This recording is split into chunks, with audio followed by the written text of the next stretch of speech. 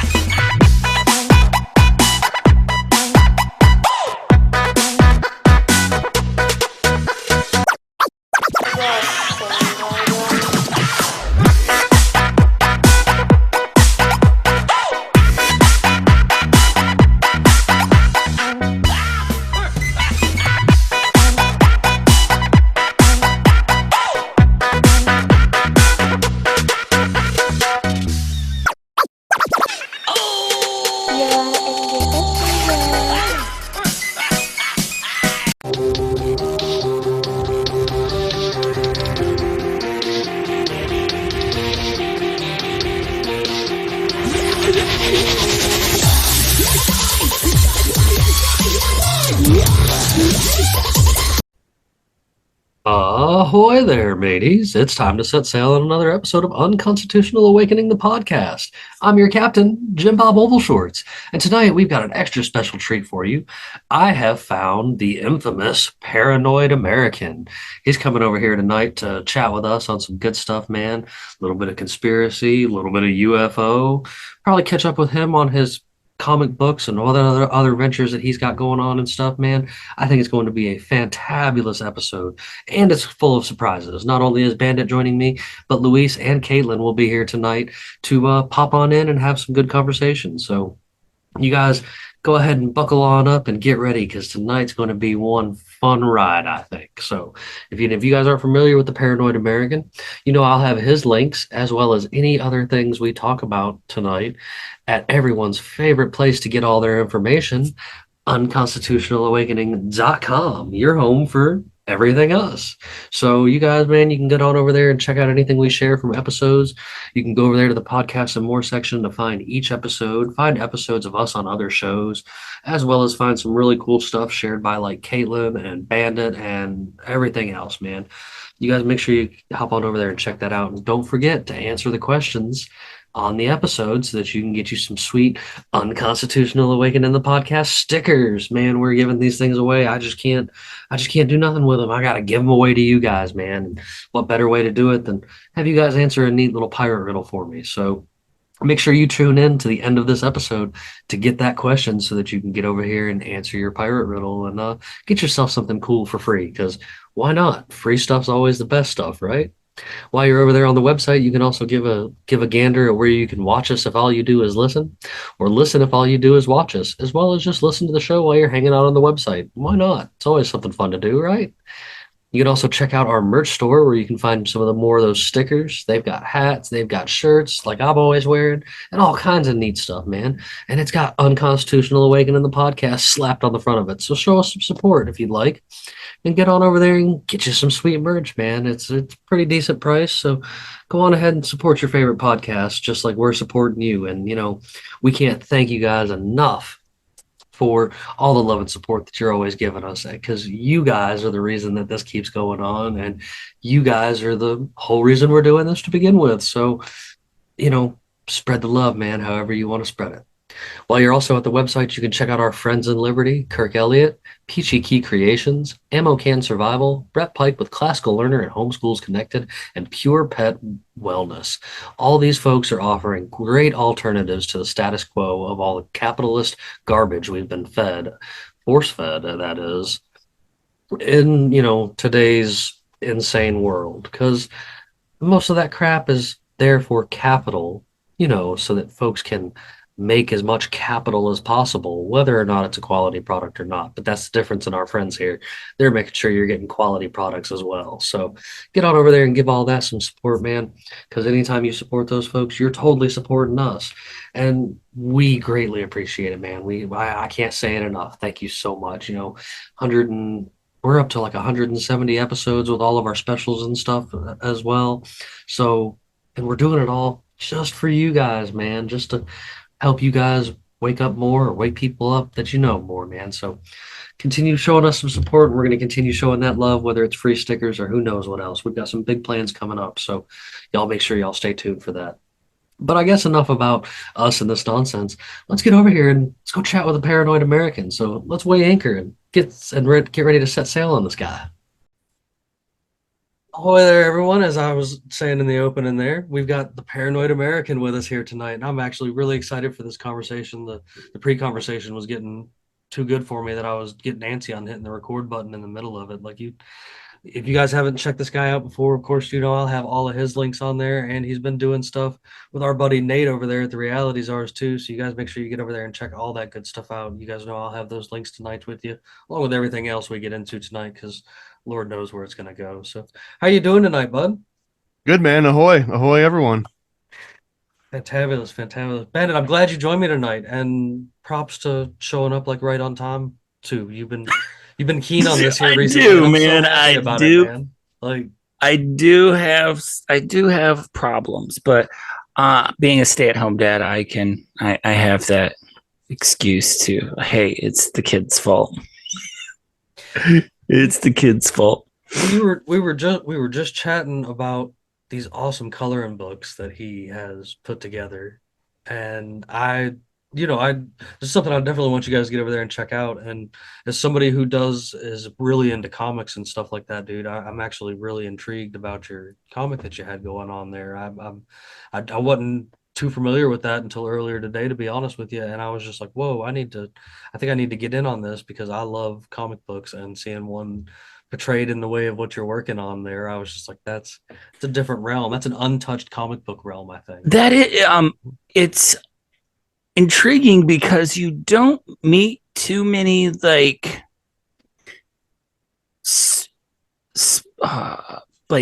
are you a one-man show as far as like doing the whole comic book thing? Not anymore. At this point, I don't have the time to do all of the design and illustrations and everything completely solo. You did, so I though. work with.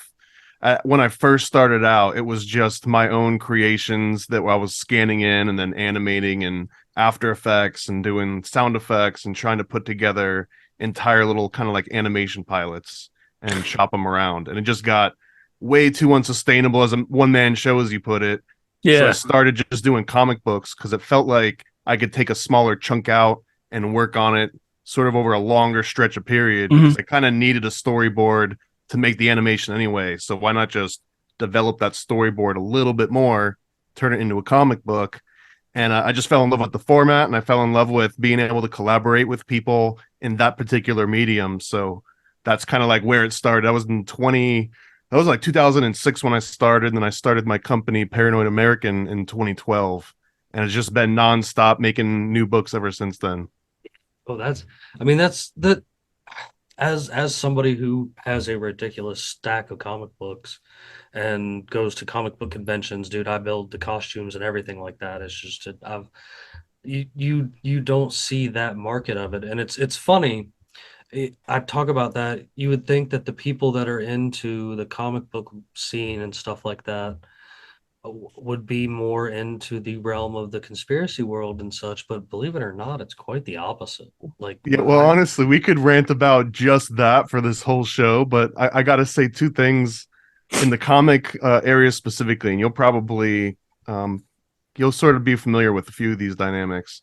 One of them that's really interesting is that comic books almost completely died in the 70s and 80s. Correct. And it was the underground comics market that kept it thriving and going and keeping those artists and cartoonists paid. So at a certain point, DC and Marvel were going to just go kaput. They weren't going to exist anymore. But all these head shops just were selling these weird, zany, like, they call them underground comics with an X usually. That's how you'd spell it, COMIX.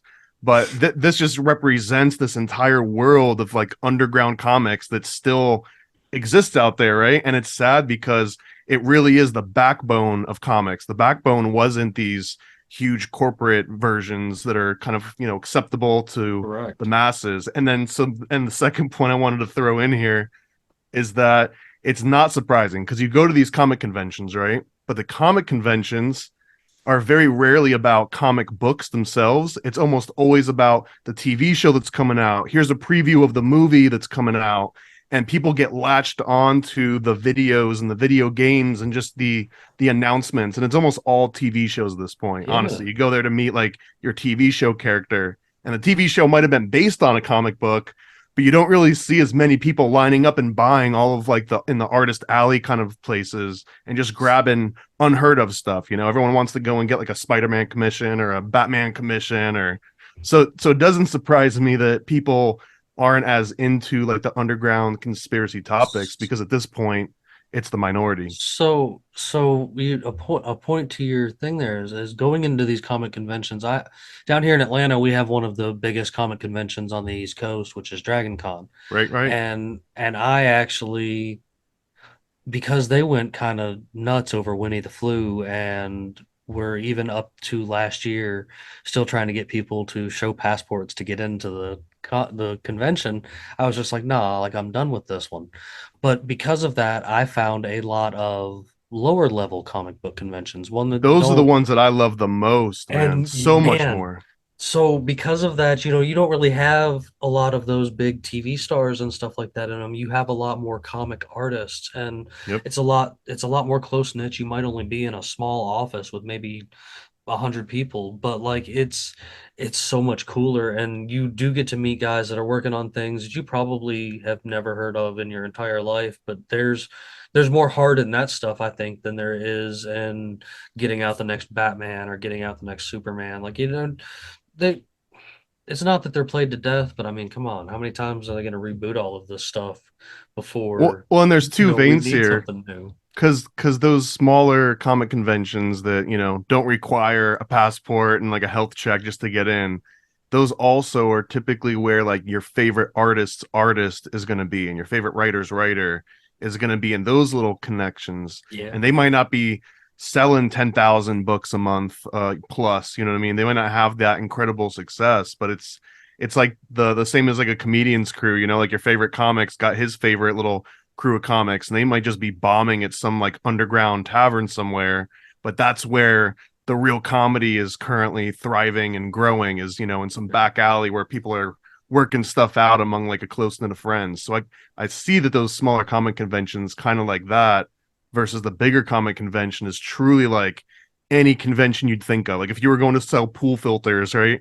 It's sort of like the equivalent. Like we've got a whole bunch of different comic conventions all throughout Florida, and the bigger ones, they tend to sort of fall into that area where if you're not just unloading tens of thousands of dollars worth of shirts and licensed merchandise, then you're probably not even going to break even.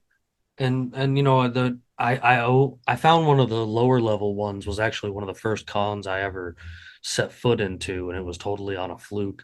We were doing a guys weekend thing. We were all gonna go do whatever. We got rained out, and because we got rained out, we ended up wandering into a convention center where they were hosting a real small comic book convention, and I just was like, this is great. Like I was like, I actually know who some of these artists are. And it was all like lower level stuff. And it was just like, let's hang out here for the day and see how it goes. And I ended up going back the following year and the following year after that. And until that one ended, actually, I kept going to that one. And that was up in South Carolina. And then I just keep, I kept finding other ones around here and stuff too. I did the Dragon Con thing. Don't get me wrong. The experience is something I don't think there's anything else that you could ever experience unless you get the chance to experience. And, just like with everything, eventually time will pass, and Dragon Con will probably be like it used to be, just the streets of Atlanta being a party for a week and a half, not straight, where you can just roam the streets. As long as you're behind the bar, you can just roam the streets and, kind of just do what you want and get away with it. And especially if you're cosplaying. If you're cosplaying, you can get away with things that like your normal civilian wouldn't be able to get away with. And I fell in love with that just screwing around. The first costume I made, I put cardboard boxes together and showed up as Osimo from South Park, and everybody fell in love with it. And I was just like, I can go with this. And I've built some pretty elaborate Deadpool crossovers. And ever since I shaved my head, I've been working on doing like. You did that for most of the month of October. If you go back to the entire month of October, you can see a lot of my. He dressed up almost in a new costume every show that we did in October. He dressed up in a new costume, and it was. I His found two. his crossover that he did for Beetlejuice and Deadpool was probably one of the coolest.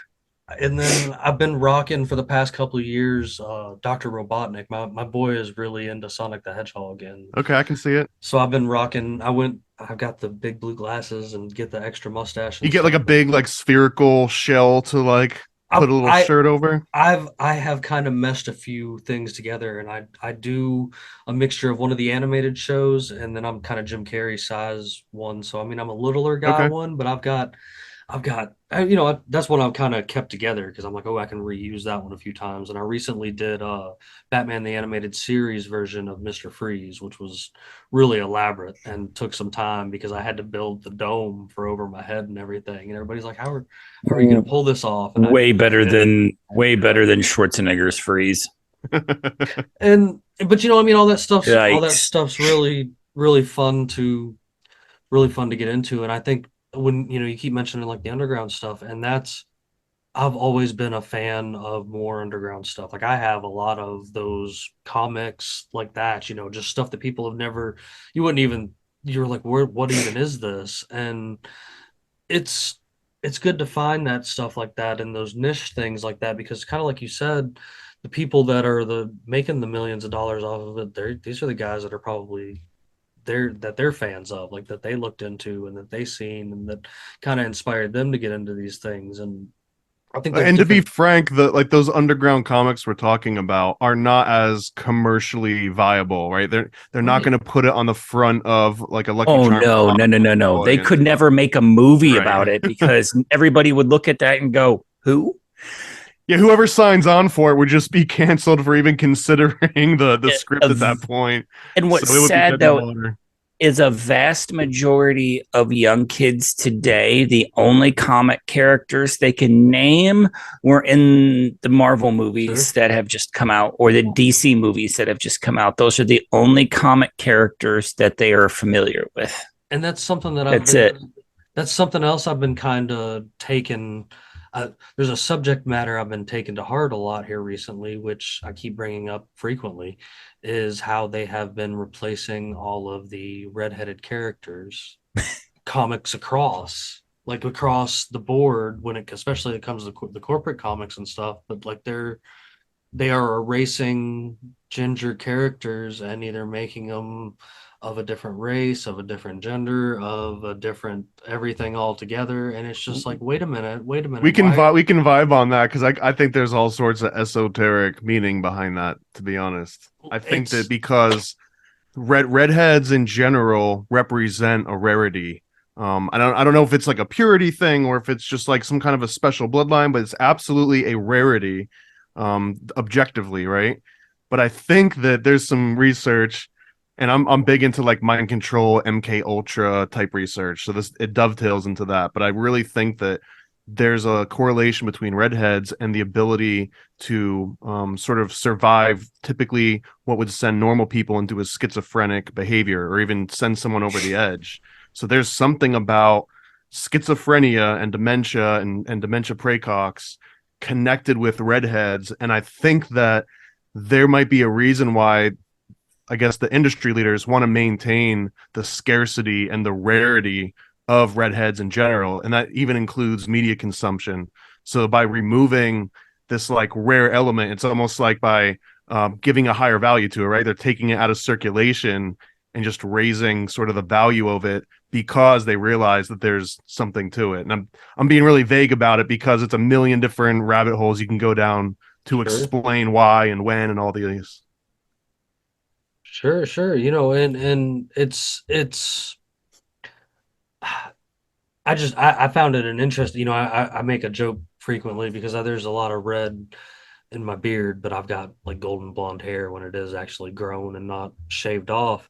And so I make the joke about being a daywalker all the time. And I'm like, I kind of take this to heart because there's a lot of these classic characters that like, you know, I grew up enjoying their backstory and stuff, seeing especially a lot of red hair in my family and stuff like that. I was just like, okay, this is cool. Like I can relate this to me. And now they're doing a really good job at trying to erase that. And especially with like to back to what Bandit was saying about nobody knowing these characters. Like when they do go to finally find these characters, they're like, well, this isn't the character I was looking for. You know what Yeah, I'm this is saying? the one that I personally identified with for 10 Yeah. years of my childhood. Yeah. Yeah. And it's just it's amazing to see that everybody screams like, oh, here's this minority and this, they're getting being treated like this. And I for one see the redheaded community as a minority. For the longest time they still Yes. were treated as such. You know what I'm saying? Well, you It's mentioned not South Park, right? Like South Park pulls no punches on gingers and general, right? And every right. other thing that would make anyone stand out. Oh, absolutely. And that's where I I even man, I'll reference South Park all the time, like because there's just you're right about the pull no punches there. Like they've done a really good job at making sure they cover all the bases when they go to make fun of people. We take that to heart too, here as well, because we're just like, hey, you I think if you're going to point out faults in systems, you got to be the guy to make sure you're going to point out faults in all the systems, not just the ones that everybody are usually paying attention to. Like people are like, oh, left, right, and I'm like, nope, left, right, not even center. Like I'll make fun of them too. Like there's just too much going on, I think, in a lot of that aspect. And I heard you relating back into like the esoteric idea of things and stuff, and like I relate back into that big time. I try to explain to people a lot of times that all those different religious texts kind of say the same thing. They've just been polluted through man through different ways and everything. But as somebody who's studied a lot of them, you see a lot of that esotericism, especially when you study them from an esoteristic point. Um, you see a lot of the similarities and see what they're using and stuff like that, I guess, in the aspect of how they're using the magic for bad instead of using the same things that they could be using to uplift us as, I guess, as a whole, as humanity and such.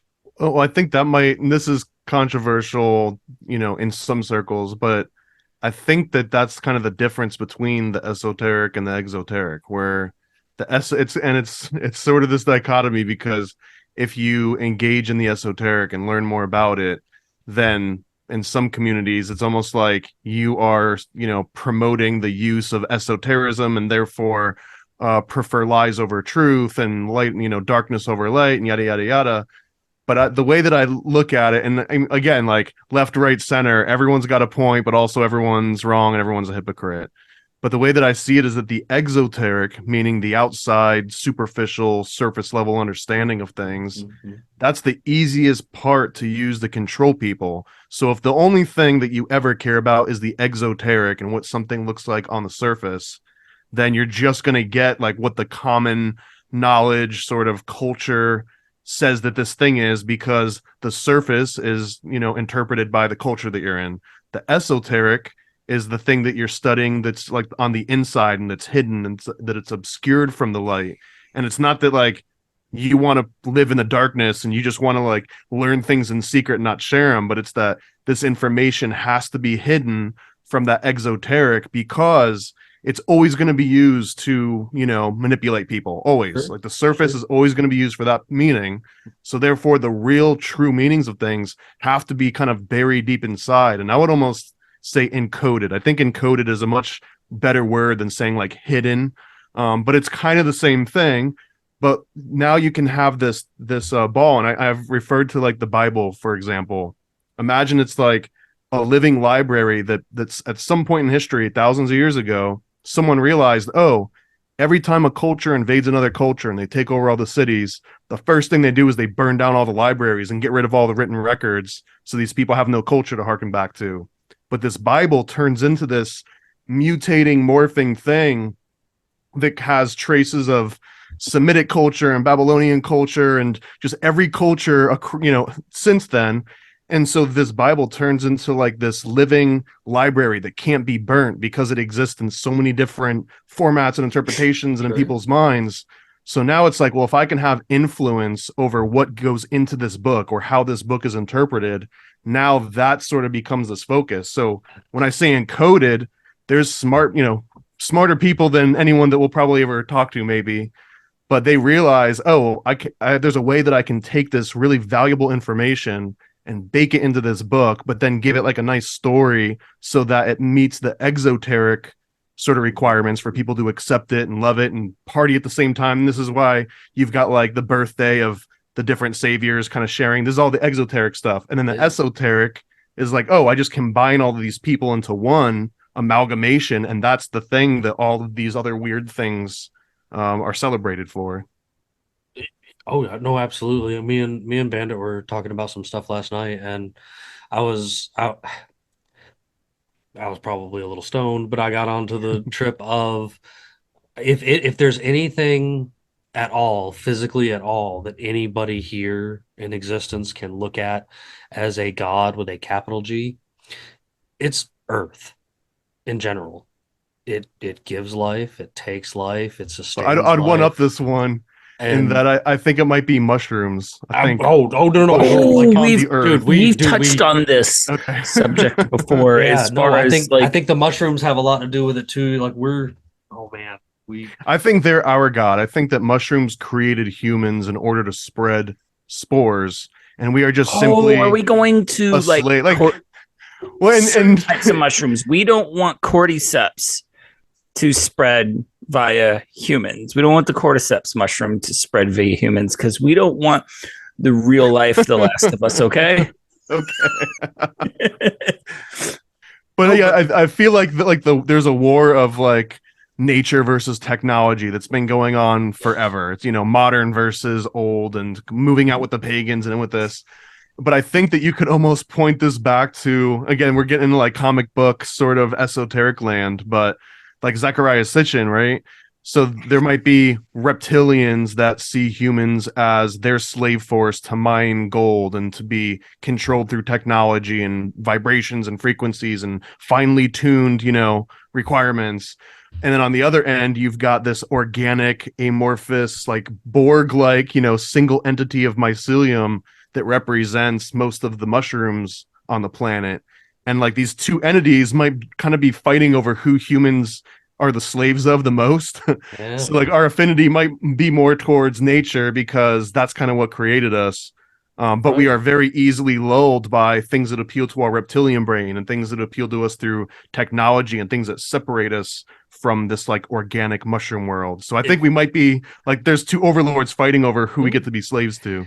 If Luis was here, me and him have talked a lot about how a lot of your old, your stories of people talking to angels and talking to gods and stuff, like, bro, it's mushrooms, what I mean? Like there's mushrooms and other hallucinogens throughout history, Yeah, because you've got different parts that have used different things and stuff like that. But there's it all resorts back into some kind of nature fungus or nature chemical or something like that. And I'm a nature kind of guy myself. I promote into like the homesteading and stuff like that. Mhm. And I believe we do better off being tied back to home than we are going away. This makes me think of Neptune, because if Neptune was here, he'd probably making some kind of Uncle Ted comment right now about technology being bad.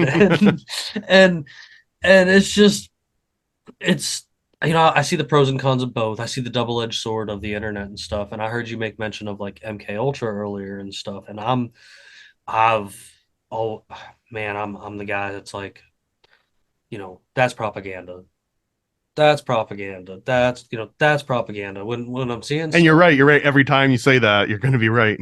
and especially recently with the big thing in the news, and all of the sudden we're shooting down UFOs, and I'm just like, wait, can we pump the brakes for a minute, guys? Like, listen, like I'm one for, yeah, there's something out there, but I'm also the guy that's going, wait a minute, the same people that are losing everything right now because the internet's proving that they're all a bunch of thieves and liars. They overplayed their hand for COVID. Their hand, and now they're scrambling, and suddenly suddenly they have the ability to shoot down technology that they claim would be able to come here from somewhere else. Like, anyway, can we go back to what we were doing? They're still searching for that one thing that's supposed to unite and divide everybody. Sure. And that they keep feeling around for it. So the first time it's like, social issues. The next time around, it turns into medical issues.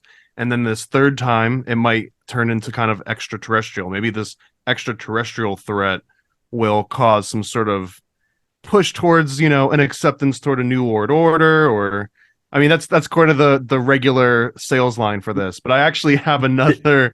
I like to invert this. So maybe Project Bluebeam is the government intentionally playing the government who cried wolf. So they keep saying, "Oh, it was UFO, it was an alien, it was this," to get people to next time they say, "Hey, there's a UFO abduction," people will just be like, "Ah, it's probably just another Chinese weather balloon or just more propaganda," in order to cover up an actual alien invasion. Sure.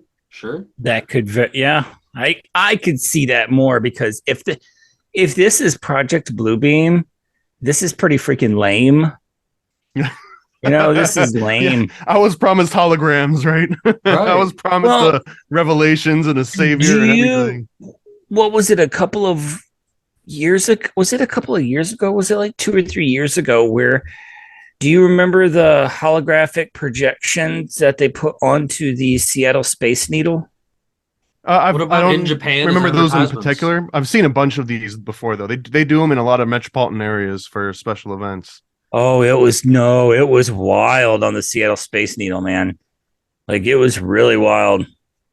What was it? Had like a certain motif to it? Yeah, like a flying saucer. Yeah. It's almost like Denver International leaning into the Lucifer and like the reptilian overlord thing. Yeah, I know what you're talking about with the being extra with all of their. When you see everything going on right now, you can't help but feel, that they're finished. They really, that's what I'm talking about. Oh wow, that's incredible. Yeah. You can't help but look at this and go, man, they're finished, man. I mean, they just like, they're trying everything they can. Overplayed their hands. It just seems like they're sputtering out right now, Well, which here's the thing, man.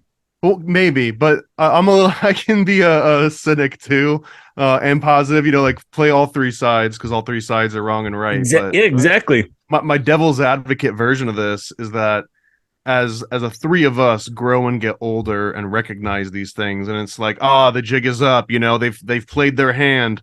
For every one of us that's saying they've played their hand, there's an 8-year-old that doesn't even understand a world outside of Winnie the Pooh and and 9/11 and all these other things that we're like, oh, I know that this is all BS because before it was like this, and afterwards the only thing that happened was like we just have less freedoms or less like that whole entire dynamic is lost on the new generation coming up, and all they ever understood was a phone that always tracked them, a social credit score by any other name through likes and dislikes and comments and things like this.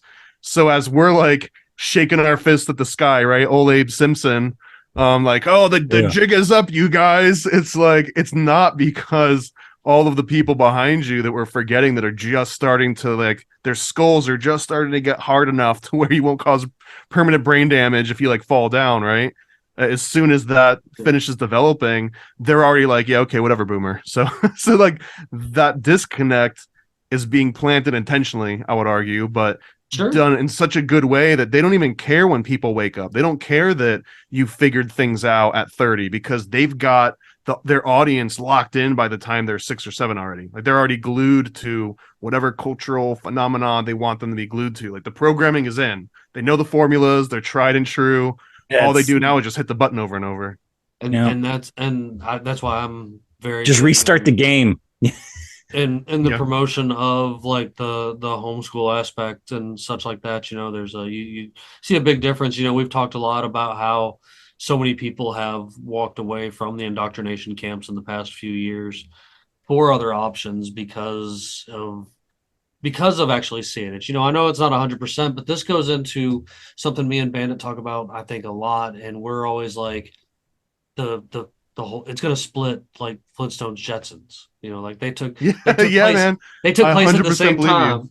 And like, I really think that there's going to be people like myself that'll probably be outside with sticks and stones and homemade bullets and stuff like that. And those are going to be the people that decided they wanted to move forward with their crickets and pods and their super cities and stuff like that. And sure, maybe eventually is something like us going to pose a threat to them, maybe, but I think they're going to be, and this is a positive, I guess, outlook of it for me, but I think that maybe they're going to be trying to keep people like Luis trapped in New York and not so much worried about me in my cave on the side of the, on the side of the river somewhere. They want me I'm glad trapped you in finally- here. I'm glad you finally were able to join us this evening. I am so sorry. I was in a great conversation that I lost time. You know how that can happen. It's quite all right. We were discussing our favorite Flintstones and Jetsons split. The good old. Oh well, before that, it was a esoteric comic book conversation. It was good things, bro. But it's okay. I'm glad you've made it in now. It's good that you're here this evening. And Miss Paranoid American, this is Luis. This is one of our other mini co-hosts that's over here. the beards are looking great, man. The beards are looking great. You're not allowed into this call without a beard, apparently. Yeah, the beards are great. It's a frequent thing going on around here. I think we've got the beard market covered when it comes to podcasting because we've hit the quota. We like to have the good beards around town. Do you know being a beard is a term that I didn't discover until I was 26? Do you know what being a beard for someone is? What's being a beard for someone? So being a beard is, for example, when women marry gay men, so they appear to be straight. Really? Yeah. It's like a front. Like the beard is like your an American but slang describing. She is the beard. She is the beard is the joke. Oh wow. Hold on. Yeah. Actually, I got it pulled up. I didn't know that. I thought the beard just referred to like the relationship in general. No, well, it means that the female is a representation of you being masculine to the rest of the world. That's quite. It says it's an American slang term describing a person used knowingly or unknowingly as a date or romantic partner, boyfriend or girlfriend, or spouse to either conceal infidelity or conceal one's sexual orientation. Infidelity, interesting. But yeah, generally my understanding was related to sexual orientation to alternately show, oh, I am that spectrum that you want me to follow, whatever the spectrum that they want to fit in, be it whatever. We've got 4 times the spectrum right now. Yeah. We're at 4G. We're about to be 5G. Uh-oh. We've got a non-beard showing up. Wait, what?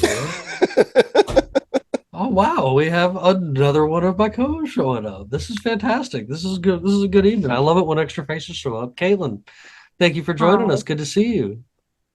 Good to see y'all too. Sorry, I'm late. It's quite all right.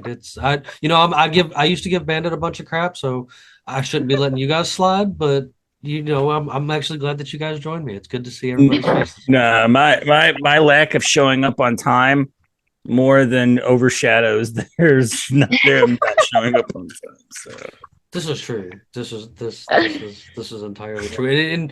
And you truly never know what's going on around here because I usually tell guests, and I apologize for not clarifying with you, but I usually tell guests that you never really know. Some of my co-hosts show up, some of them don't show up. Sometimes they'll show up 30 minutes or later in. I've had Kel show up on me in the last 20 minutes of one before, and I'm just like, and drop right, some man, gems like, in the middle of it, so it works. Right. Yeah, and it's Yeah.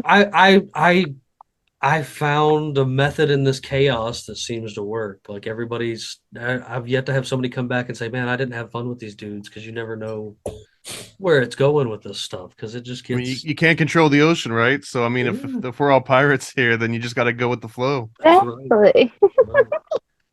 Well, you guys missed me bringing up, I think the government. our guest is being more piratey than us. He really is. He really is. He totally needs a hat. I think it would be the perfect fit to. Yeah, if I'd known, man, at least would have put an eye patch on or something.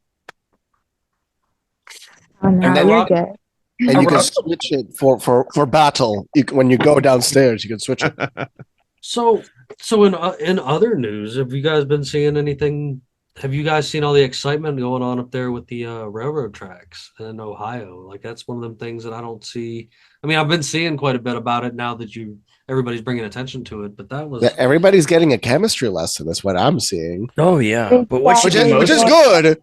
Good people are like, so what does vinyl chloride turn into? Well, all of these things, and everybody's like, holy shit. what should be most concerning though is that it's not national news. That's what's concerning. That's what's What concerning. happened? I have behind my house, about 100 meters behind my house, is one of the largest Norfolk Southern switch yards in the state of Kentucky. Oh, that's fun. That's fun, man. But see, it really is not. I mean, you had the Secretary of Transportation just gave a brief and did not once mention the accident in Ohio. Did you hear how the railroad people were like, "Oh, don't worry, it's okay. You can go back to go back home and go back to doing whatever. It's not as bad as you thought it was." There's what they were trying to say right off the bat. I mean, what would be the actual advantage to admitting how horrible this is? Well, from what I've read, and I'm not an expert, let's just say that right off the bat. I'm not an expert, but I came across this guy had compiled this data of almost everything you would need to know. And it's not looking, I mean, the immediate effects are going to be pretty profound. But from what's been gathered, there's not going to be any detrimental long-term hazards. So they say. So they say. I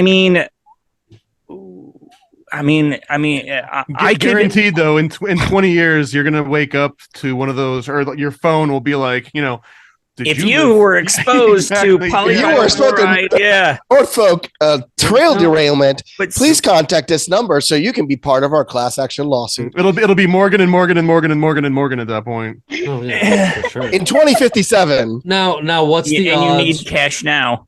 What JG Wentworth. Yeah. That'll still be JG Wentworth. It'll still be JG Wentworth. It won't be. 1-800. What's the odds they're not trying to bring attention to the story? Because when it does form acid rain, they're going to try to use that as some more of this UFO nonsense that they're failing at.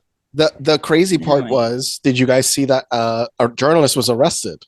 Yeah, and beat apparently by the. He was hit by. So this was when it just happened. So right when it just happened, the journalist was asking questions, as a journalist would. And because he wasn't going to comply and leaving the room, they forced him out badly. I mean, he sue the fuck out of all these people, including the government, for even daring to touch him, for asking questions about something really serious. And this comes right after the railroad strike, which Biden bowed down. Yeah, sucky, the corporate clong, and didn't do anything, even though the government can force them to do it.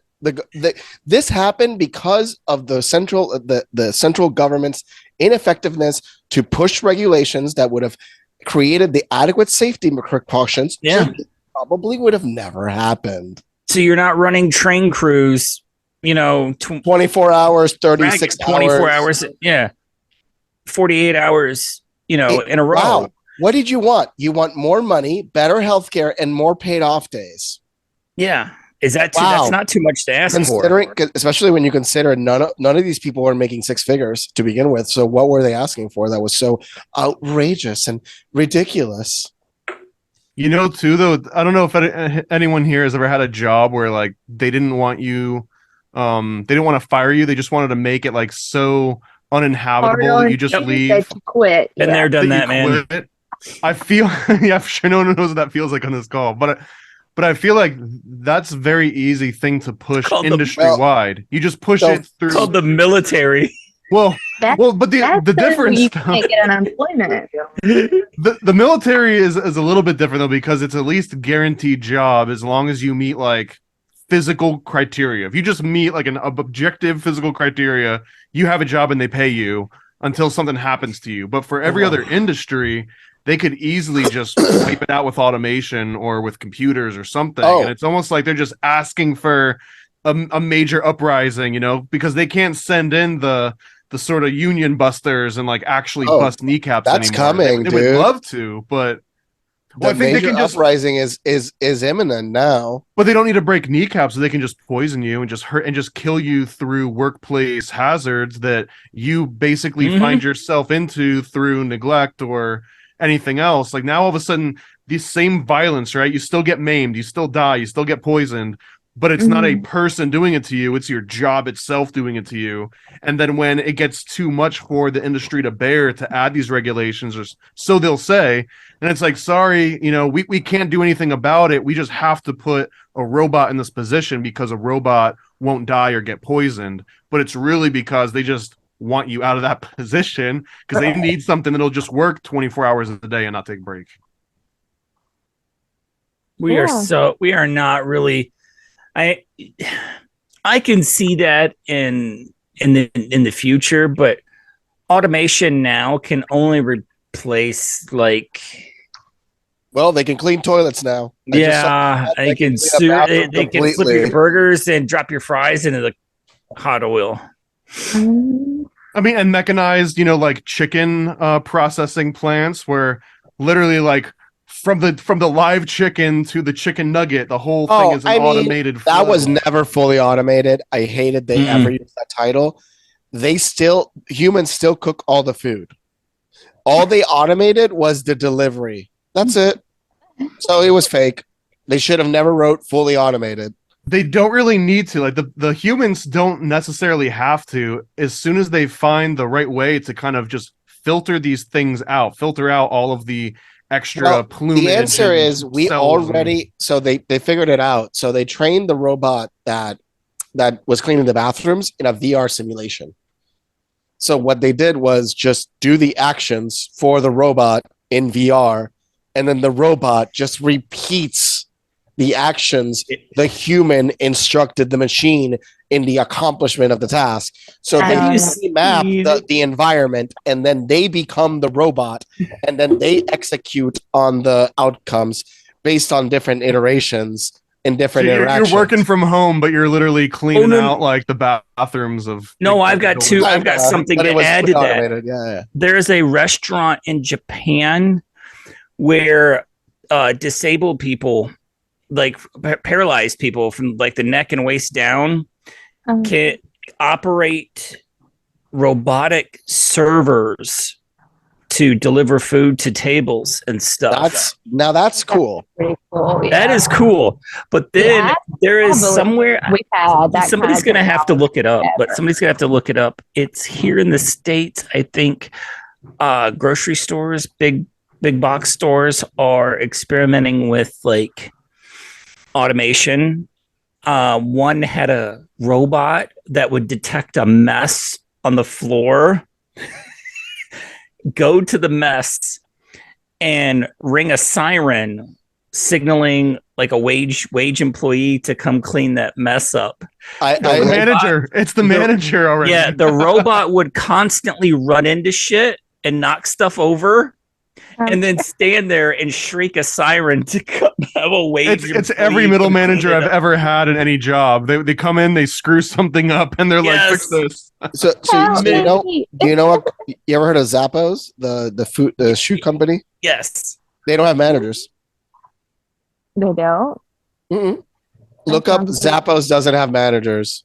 It's interesting. How do they just have? I feel like that there's just like a semantic game being played there because there's always some sort of hierarchy. Somebody's got to be the leader. I mean, someone's putting their name on the end of the paycheck, right? Yes, but the thing is, there's no middle management. It's all based off different teams executing different tasks. That's not a manager. Well, so then you've got a team leader instead of a team manager. Or how about like? But it operates differently, and you know that. That's a different cities system. experimenting with an automated robot for like Hmm? the police departments that would like you would signal for the robot if something was happening. And then they had one where the robot actually just like told the person to go away and the robot sped off singing a song, you know? So the idea behind is it's more about self. So you have to have competent employees.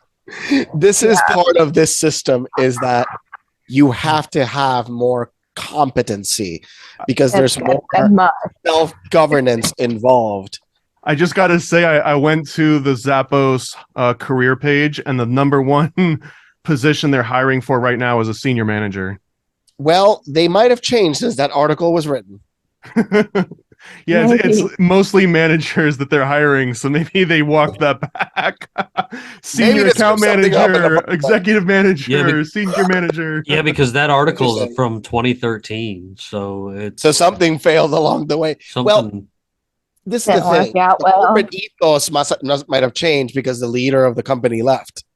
So there's that. And I mean, all it takes is one guy to leave the board, and all of a sudden, the entire structure of the company changes. Yeah.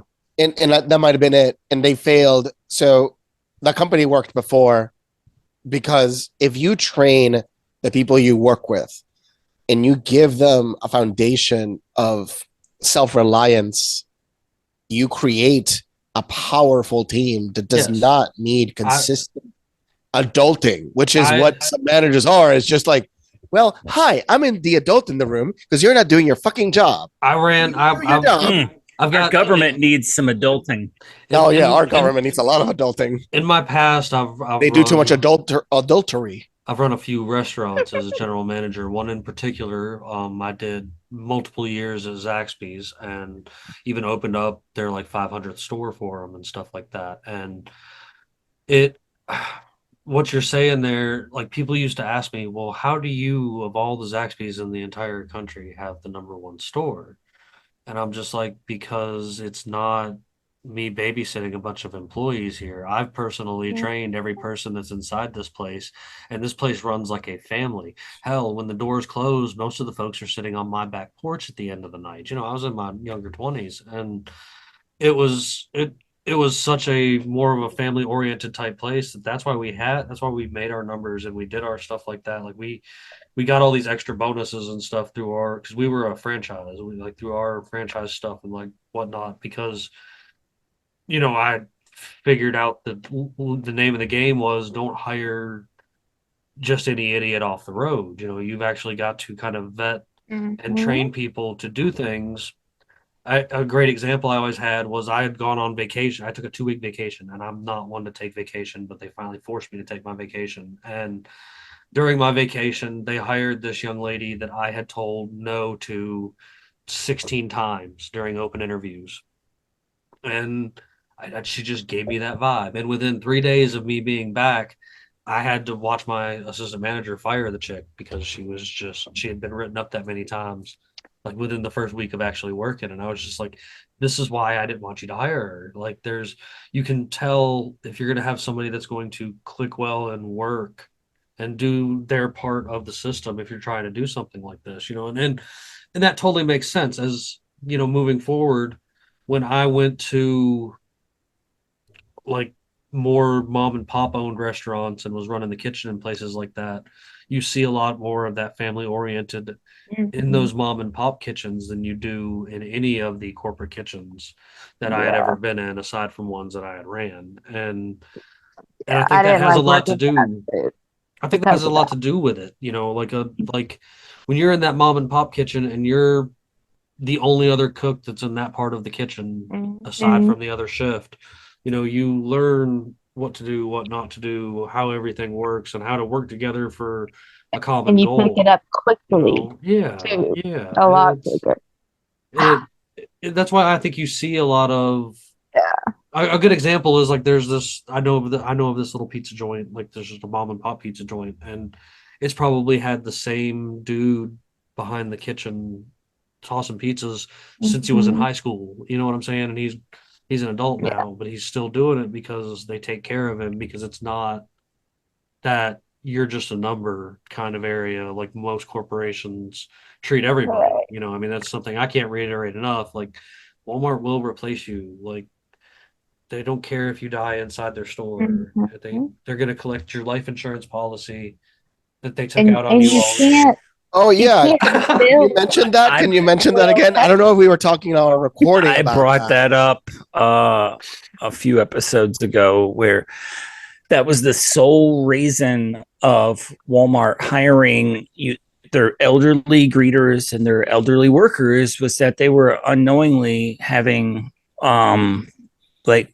life insurance policies taken out on them by Walmart, and then they would die and Walmart would collect the life insurance policy, and they made billions of dollars before they were found out. They put millions in insurance, and guess what? Eventually, those families are going to find those policies, and they're going to get that money, because that money should have never gone to Walmart. And Walmart, it should come out straight out of a Walton's. Well, it's already they've already had lawsuits.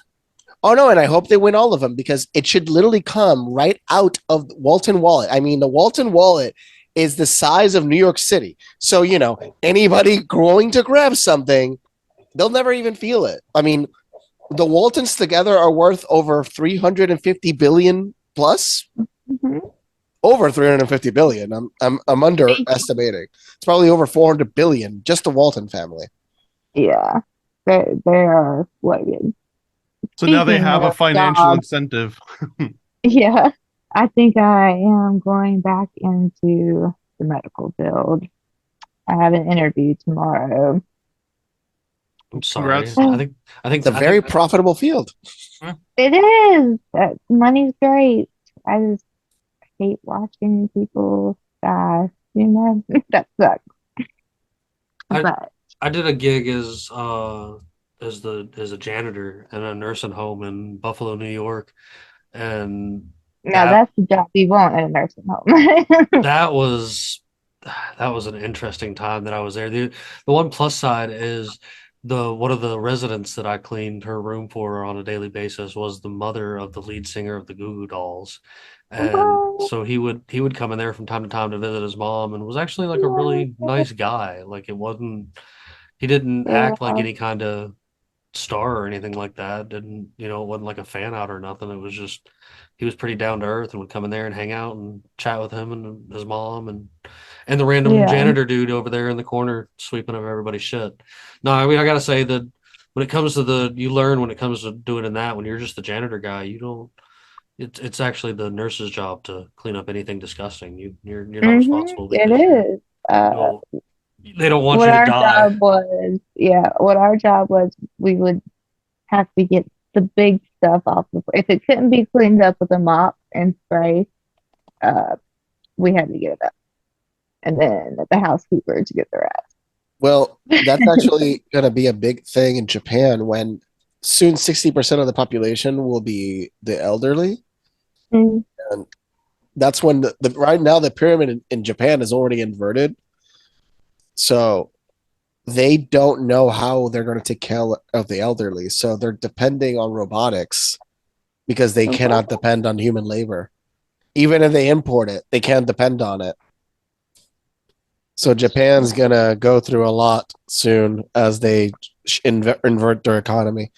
I mean, we're actually following in Japan's policies. A travel nurse to Japan would make a lot of money. You had to depend on technology to keep you alive, though. I would argue. I mean, that don't we already?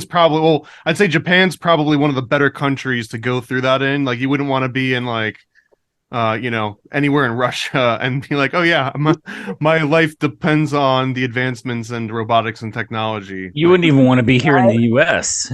Well, yeah, I didn't mention the U.S. either. Yeah. We would just be importing it from Japan for a lot of it. We hope that's where we would get it.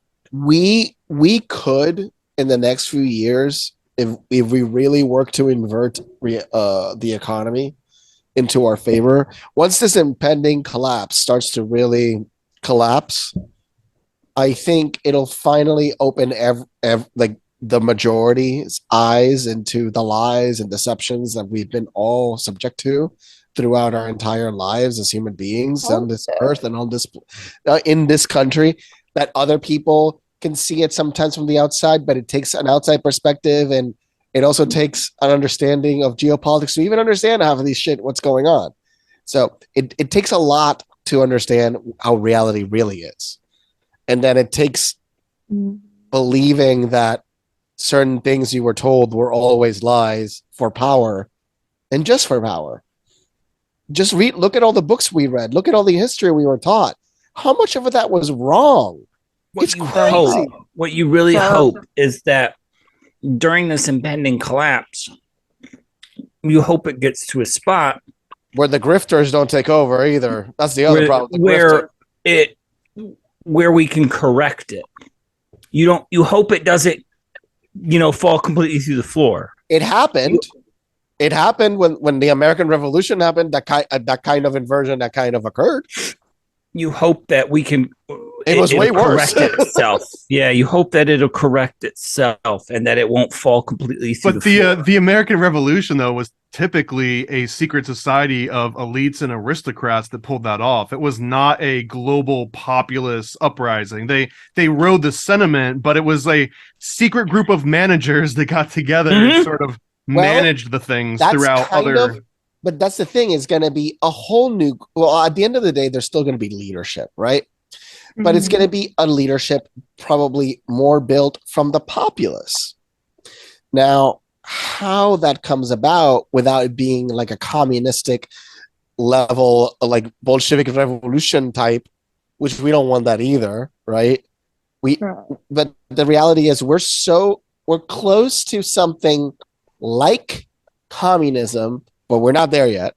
So we can't touch that yet, because the only way something like communism would operate in a way that it would be healthy is if computers were running society in an unbiased way. Maybe, although I would argue that the original fault of most communism is to not take the human element into account and realize that when someone figures out they can game the system, or if they can cheat, that's what I mean, or hack something, the machine would. But the machine would have to know that there's some humans out there that would try to hack the machine, and then now what you're going to do is now the machine needs to know how to defend itself against humans. That's the thing. Are we talking about Skynet? Yeah, we got to build Skynet, man. We got to build it. That's one. Remember the Jetsons and the Flintstones. You guys started with that, right? Well, we gotta still build that Jetsons reality and to be able to create that Flintstones reality. Look at the nightmare that they're putting the population through with those 15-minute cities. What's a 15-minute city? Oh, all right. What? Now they're selling it like it's all conspiracy theorists complaining about. No, they have never heard about people this. In those cities. Blocked off, the streets are blocked off in such a way sometimes that ambulances can't get through and people are dying. Imagine a piece of pie, okay? Imagine your city sliced up into pieces of pie in such a way that you have everything you need within your slice of pie, okay? And you cannot travel more than 15 minutes. Is it 15 minutes outside of your piece of pie without a travel permit or a very good reason, even to see family? So they have started in. So this is like Europe during the lockdowns, essentially, like London during the lockdowns. Much worse. Like I think Oxford is where this originated. Like that is the test run. This is like the ideal scenario if you're playing like a Sim City. It's just like no one leave this block. And I think Luis mentioned that they are walking it back because it's such an absolute failure right now. Well, the worst part about it is that I just saw a lot of articles this week or last week, more like it, before the aliens. About, oh my God, why are people making such a big fuss about this? Oh, how conspiracy theorists are out of their minds. How this is so stupid. Oh my God, we have to reinvent. I am all about reinventing cities. I am all about that. I am all about changing the structure of how people just get to their environment. I am all about that. I like the Dutch way of doing things. It looks like one of the best possible models. But what this is not that. So it doesn't matter. That controlling people's environment and how far they can reach in a given day is slavery. Yeah. There's no debate. It's going to Anybody with a functioning brain cell knows that. It really is going to be the Jetsons and the Flintstones. They're going to. It will be. I mean, Saudi Arabia is already building the line, but not in its original form. It's still being Neom is going to constructed. fail. Neom's going to fail. That's called Neom, but it's going to fail. It's not going to happen. I mean, they are putting everything into it. They're even executing families that won't move off their land so that they can build this city. You know, they're building on top of native Saudis' land. So I mean by natives, I mean real natives. Yeah, they're killing them. Yeah, like really. I mean, it's Saudi Arabia. Do you expect anything less? Smart. I think it really is. It's going to be like a walled off smart city, multiple inside the United States that are just going to be this self-sustaining nightmare. And everybody outside, which I hope would include us, are just going to be left to fend for ourselves. You know, there'll still be, some type of structure of society, but I really just don't care. You know, they can have those. They can have those metro nightmares, man. They really can. Judge Dredd in megacities. Yeah. Nobody wants Judge Dredd and megacities. Now, something I've seen recently that you've been sharing a lot of over on your Instagram and even on your Twitter there are some of these alternative versions of shows like Full House and Alf. Oh boy, like that dude! You had me all hooked up on all that kind of stuff. Like what was the one that you showed me? Alf, the Balf. You were like, no, he told me to get off the internet for the night. Well, I had to start adding disclaimers towards the descriptions. It's like this is AI generated because I thought it would have been obvious, but some of them are so convincing. Oh my god! Yeah, it is seriously convincing sometimes. Like that. Wait, I gotta see Alf the Balf. What's this? The AI generated. Yeah, so that was a special request. So I started out doing like weird versions of Clockwork Orange and weird versions of Star Trek and like Star Wars Freemasonic rituals. But I was just kind of using like that old school YouTube humor. Well, it's just like like purely internet AI humor, but someone suggested you should do Alf. So at that point, I started just thinking of like funny little backstories. So I said that the Alf was based on a Croatian sitcom called Balf, and then instead of Alf, it was a bunch of these like furry goat god things that were like always lurking in the background.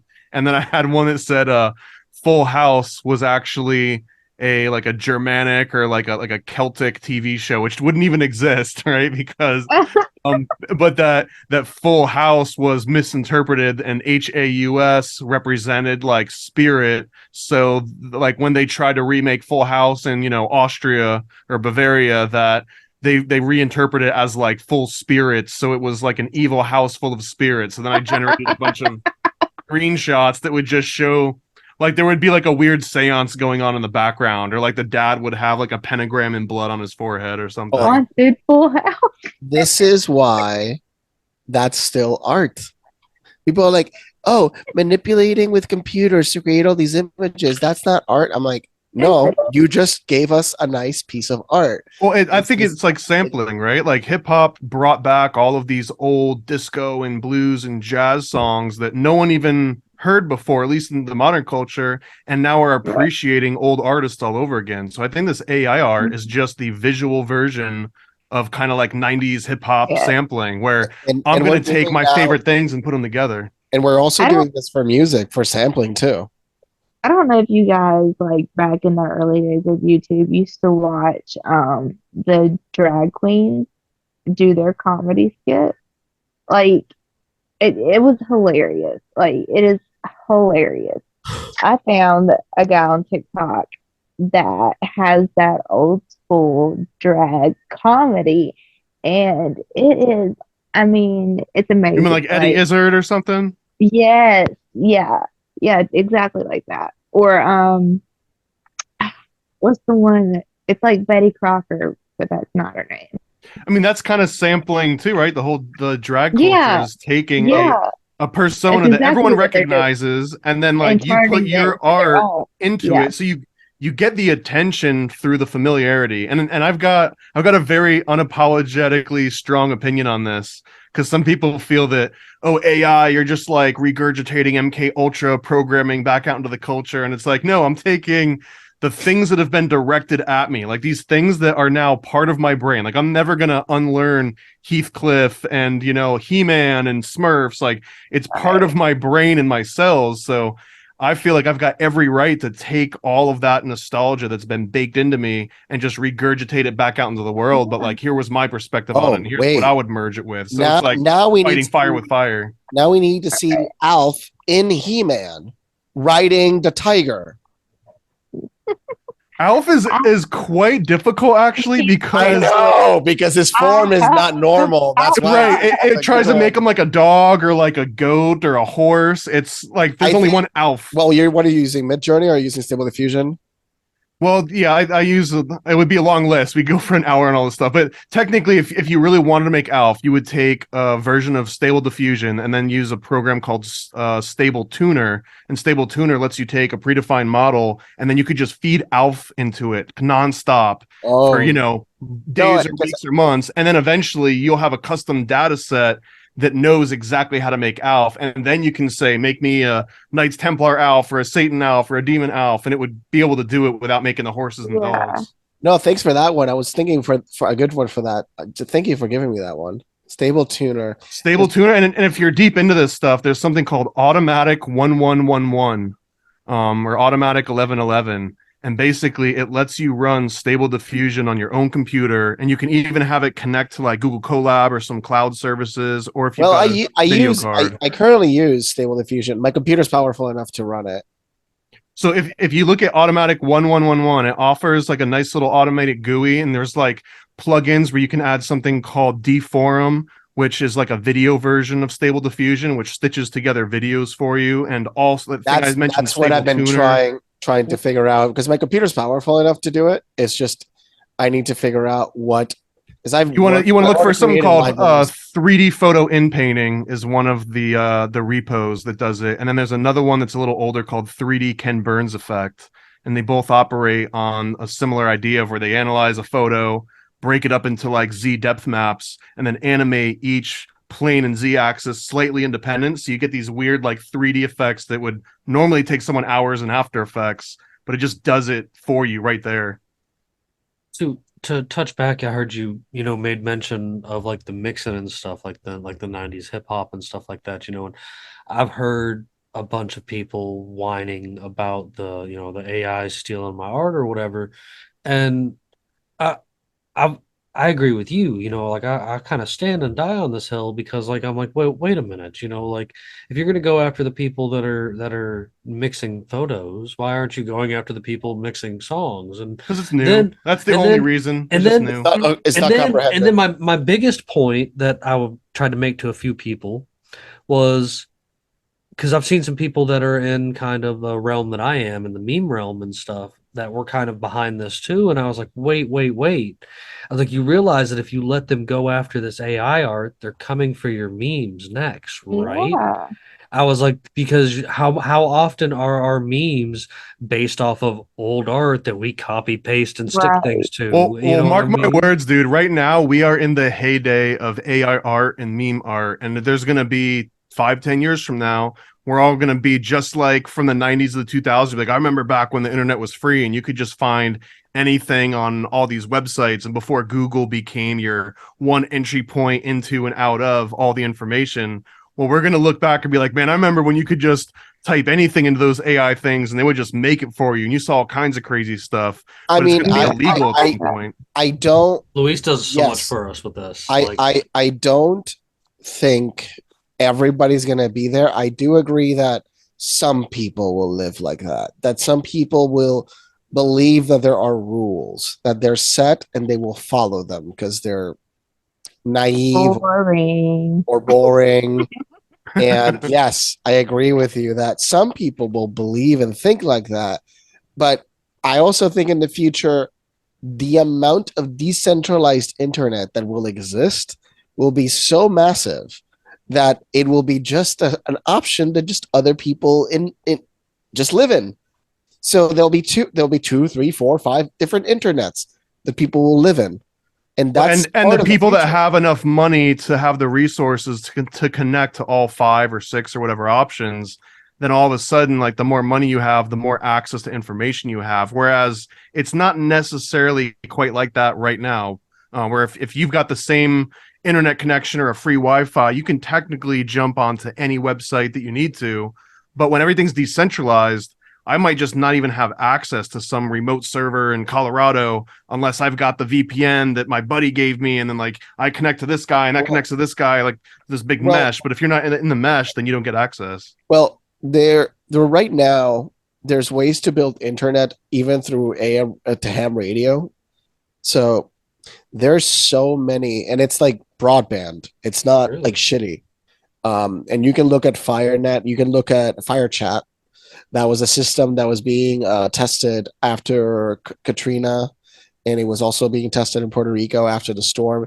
You could basically convert the phones into radios that will communicate with each other instead of through the traditional. Yeah, and they can they'll like we did hold on that to a with message Excel until you get already. to another area and then relay So- it. But what I'm afraid of is that those things work really well when it's in this like small homesteader hacker community, but when it actually becomes so ubiquitously used because of like major outages, whatever, now all of a sudden there's an incentive for like the infiltration of that technology, and they can like grab and modify those packets before they get bounced off to the Well, next the community. thing is, at the same time, we are building quantum encryption technology. So once we get to the quantum encryption level, which we're not far away from, because No. there's NIST, which is the NIST. It's NIST. So NIST is the organization that is about numbers. They also are related to the government's choices for encryption, and the government Mhm. finally chose what quantum encryption protocols are going to use. So there's already a process to build in systems that are impossible to crack, essentially. So See, true stuff encryption is like that, I believe we've already been doing it. Yeah. Well, but not- it's also not that basic, means it's now learning it's about it. complicated. Yes, But that means you're going to have a NIST certified encoding and decoding chip in these hardware items, which represents an infiltration of the government into these little, like what happens when the thing dies and you need to repair it or fix it yourself. You're not going to fix a NIST chip that was certified and operates under some kind of proprietary black box You tech. just mentioned a big problem with advanced technology is the more advanced the technology gets, the more impossible it becomes to fix it. Right. I mean, Like quantum encoding and things like this. Like if Well- once there's an EMP and you need to like sit down and look at that under like an electron microscope, you're not doing it because the tool that you needed to do it no longer exists or Well- it's not functional. EMPs, the Plus, we only are real fear all is natural EMPs. The sun. At any given moment, the sun can have a little fart, and that fart could be the size of planet Earth, heads towards our planet, hit our electromagnetic protection sphere. It debilitates to the point it starts to infiltrate into our system, and we get bombarded by a bunch of radiation. Nothing's going to happen to us, but a lot of our electronics are going to be overwhelmed. It doesn't mean the entire grid gets overwhelmed. It doesn't mean all the hard drives break. It doesn't mean all the memory damages. It means at least the big systems, the overload will damage them. I wish I could And the find. only system in the world that's grounded is Japan. I wish I could find my meme that was up that you. I think you actually sent it to me, Luis, or something. I know I shared it on our The alien the one? Facebook page. Yeah, the alien one. The one where it was like it was like humans advance AI, AI And then advances itself. Humans become AI an takes AI over. slave, and then the sun fries the computers, and then everybody Mhm. worships the sun, and the cycle starts over again. Reset. solid, but and yeah. and it's just, and I was just like, yeah, I could totally see that. Like, The sun was the liberator. Would that really be so bad? I mean, No, but there are you know a that few if religions that think that that's what actually has happened. you that we've know gone through cycles as well like as I that. do, Bandit, that if they shut me, like if they shut my power off today, I'm ready to go off deep into the woods, and I'm not worried about it. Like I feel sorry for people who can't, but like I'm good to Well, go. Like deep it's your into the kids. woods, That's what you worry most about. and they'll be just fine. My kids will be just fine. It is not maybe not like a total worldwide like cataclysmic event, but maybe something to just like startle people enough to go. We already Whoa, have had okay. that happen. That's already happened. So it happened in Canada a few years ago. You can look up the EMP that hit Canada a couple of years ago. And What was the event? What was the event called? I don't remember this one, but I will tell you, in Puerto Rico, I believe one happened. I believe one was hit Puerto Rico because I remember this day, the power just went out for the majority of the island. Mm-hmm. The weather was fine. It was clear skies.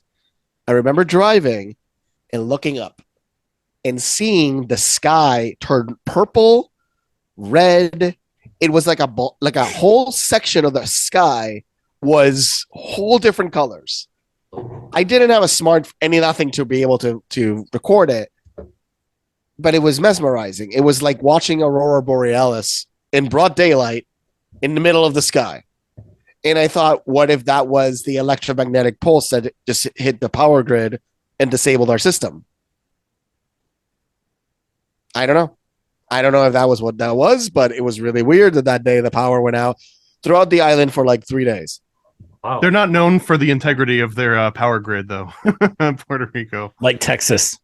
yeah. Well, it's also above ground. I don't know if Texas is all above ground, but Puerto Rico is almost all above ground infrastructure. Puerto Rico also weirdly was so bad topography wise that they created a lot of innovations in how they create, those long wires where they work on helicopters and all that.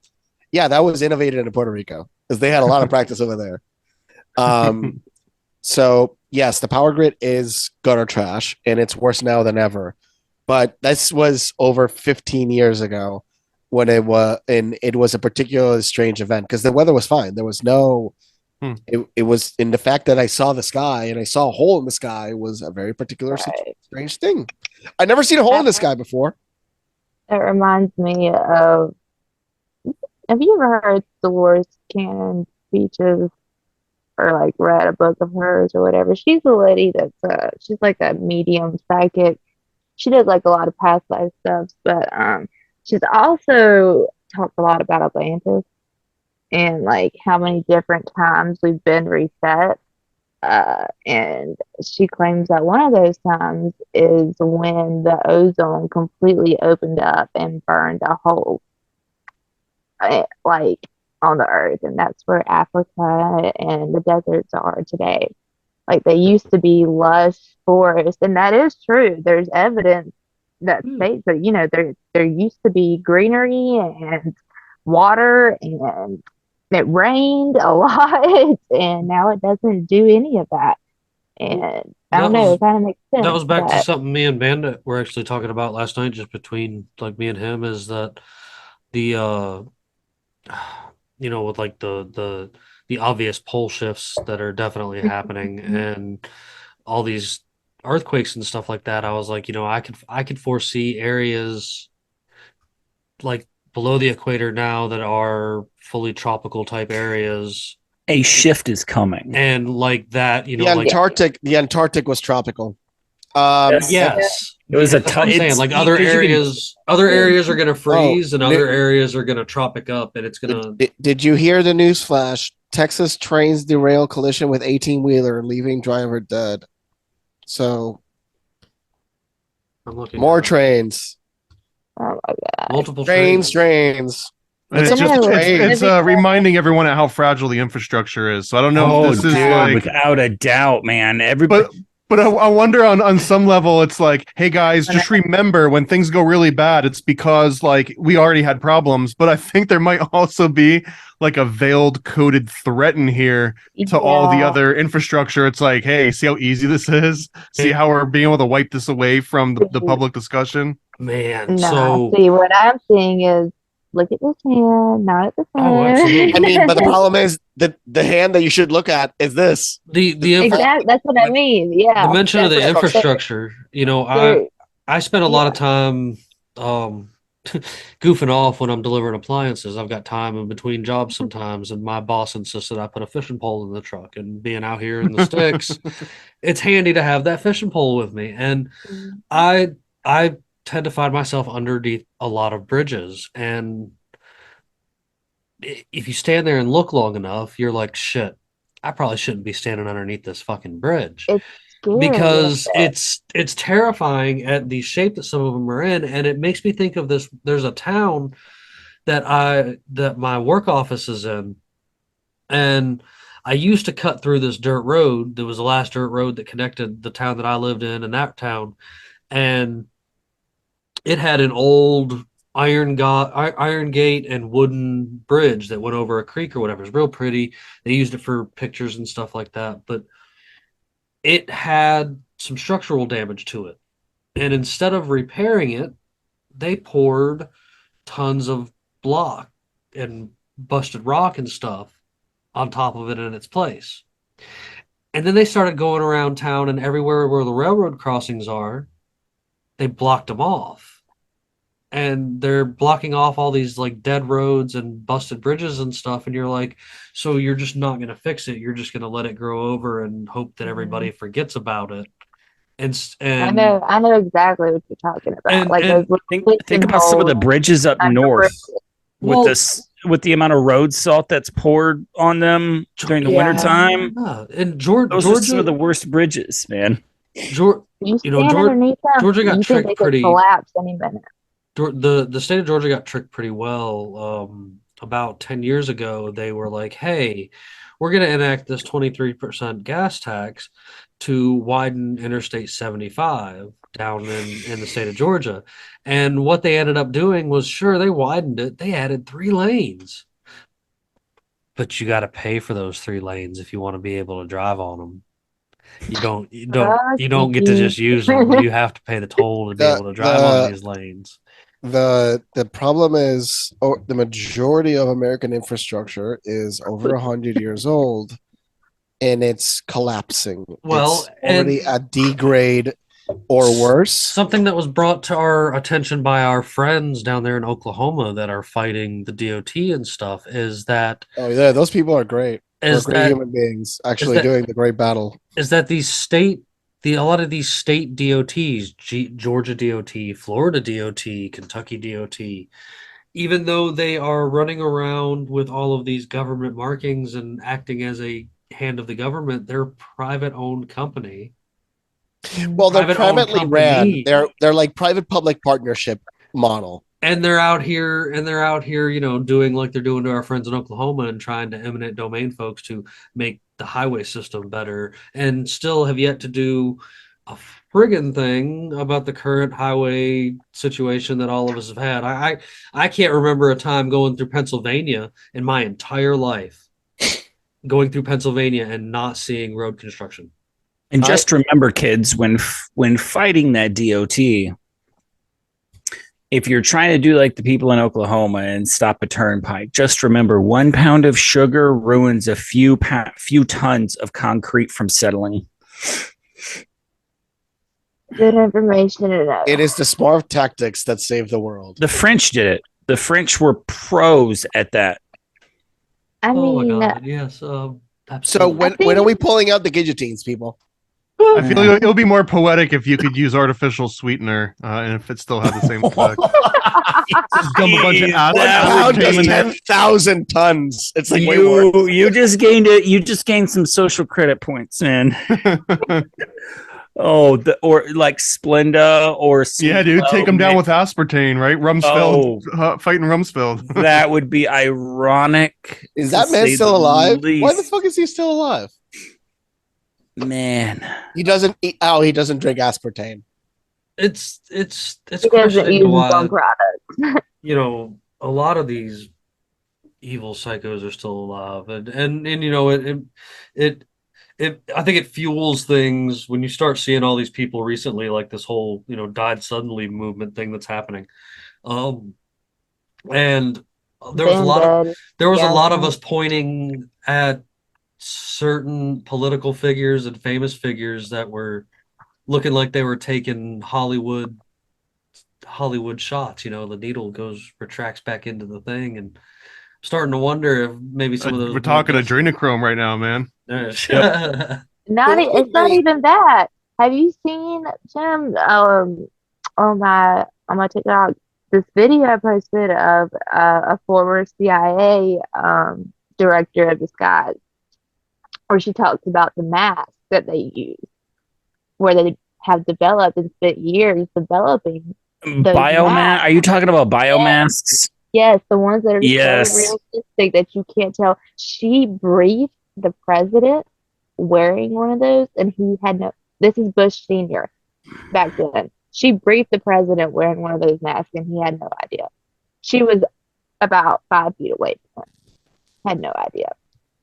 It's crazy. I'm pretty sure Joe Biden, whoever is wearing him, because that man is not with us anymore. Oh yeah, no, we cover that quite frequently. That one of the 4 guys that we keep seeing might be related to him, but it's definitely not the dude. Maybe.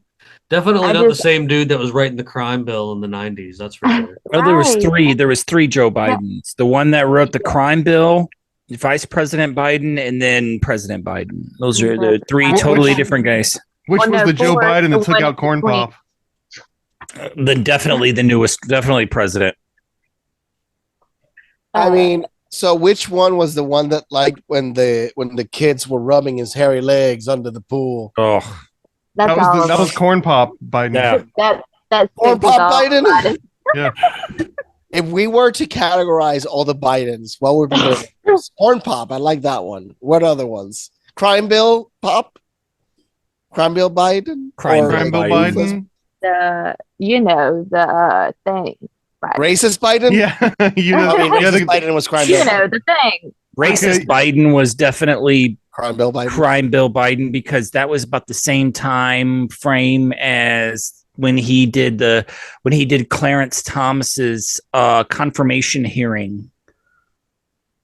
Do you remember that, Luis? Do you remember that video of him sitting in, and he was part of the confirmation hearing for Clarence Thomas? He was the one that was attacking the other possible persons for the Supreme Court. Yeah. I just imagine the actor playing him being like, I don't know how to play I don't know how to be president. What do I do? Just say whatever. I sent That's the current one we have now. Just say whatever. I sent Jimmy a picture of the actor that is supposedly playing President Biden right now. Oh yeah. Who do you think it is? When I think It was a it's- while ago, I know so it was. I'm trying to remember his name. yeah. I think but- Brad Pitt's playing one of them. There's been the only thing we can agree on right now is that presidents, period, whichever side they're on, they're nothing more than puppets. No, I mean, they're all relate. They are. that's really the literally only thing that we can agree on. all of them, but one. What? Which one's the one that wasn't the puppet? I don't know. It was a long time ago. A president that's not well known. I think Madison, maybe. Madison. You just can't say Van Buren, especially around Jimmy. Oh, well, because It that started dude with an was a M. piece of But shit. there was a wizard. Look up real quick. Van Buren? He looked like a little wizard, yeah. Didn't he? It's not He related. did. I think Jimmy has a sore spot for Martin Van Buren. Because he's the reason that the 2-party system that there is Yeah. today exists. Like There we that go. was totally his fucking idea. There we go. and yeah, he does look like a little ass wizard dude. Like, but no, I mean, I mean, you know, the sore ones to get me going. Either you bring up Martin Van Buren, that Yeah. terrible. I love those mutton chops, though, man. FDR, or that I've always been tempted that if I was going to shave my beard again, which please don't ever bring that up to me, that I would shave it into some serious mutton chops like that, I mean, and just you leave did the Just side. leave it. You did look awfully funny when you lost that. I know, dude. I won't do that again. I was actually making fun of my work partner because he shaved all his off, and I swear he gained like 20 years to his look, and I was just like, Oh, I know, I was man. like, hold on, Grandpa, you got to put that beard back because you don't look right, man. Like you running around looking like the old guy at the shop and not, not your age anymore just because you got rid of the beard. It's one way or the other. You're either gonna look really young or really old when you get rid of it. So I guess it just depends on where life took you with things. I mean, but you never know. And yeah, you kept making back into MK Ultra, and I totally actually would like to hit on that a little bit before we get out of here. You know, you were talking about that pamphlet earlier and stuff, and it kind of sparked my interest because, like, I'm totally been trying to tell people for years that everybody's under some form of an MK Ultra, whether it's from the television or the music or Lord knows even the internet nowadays. And there's just so much of it going on left and right and different forms of psyops. I've never really found a very profound way of trying to educate people on. Well, the I think I ideals got it, of man. I think propaganda. my pamphlet is the thing. Actually, I'll grab. Give me 1 second. I'll go and grab one, and I'll show you a few of the pages after. Yes, that. sir. Yes, sir. And to continue while he's grabbing that, like I know our buddy Brett Pike, he even does a whole curriculum class on propaganda. And I know in other countries, propaganda is a class that is mandatory to take. And you sparked my interest with this idea of this MK Ultra pamphlet. Yeah, we had was that who? This guy right here, man. Like, isn't this I think it's pretty neat. And the whole premise of this, if you guys never seen a chick track before, anyone heard of a chick track? Yes. So this guy Jack T. Chick, he made these little pamphlets that would just be all religious. It was pretty much if you were in a biker gang or if you believed in Halloween, it was just tell you all the evils of pagan holidays. Well, I took that idea and I wanted to tell the story of MK Ultra, so it shows and this is took a lot of effort to go through and actually put names and dates and everything. Oh wow. So for example, right here, you see 1947 Project Chatter, U.S. Navy. They basically find these records of mescaline use at the Dachau prison camp.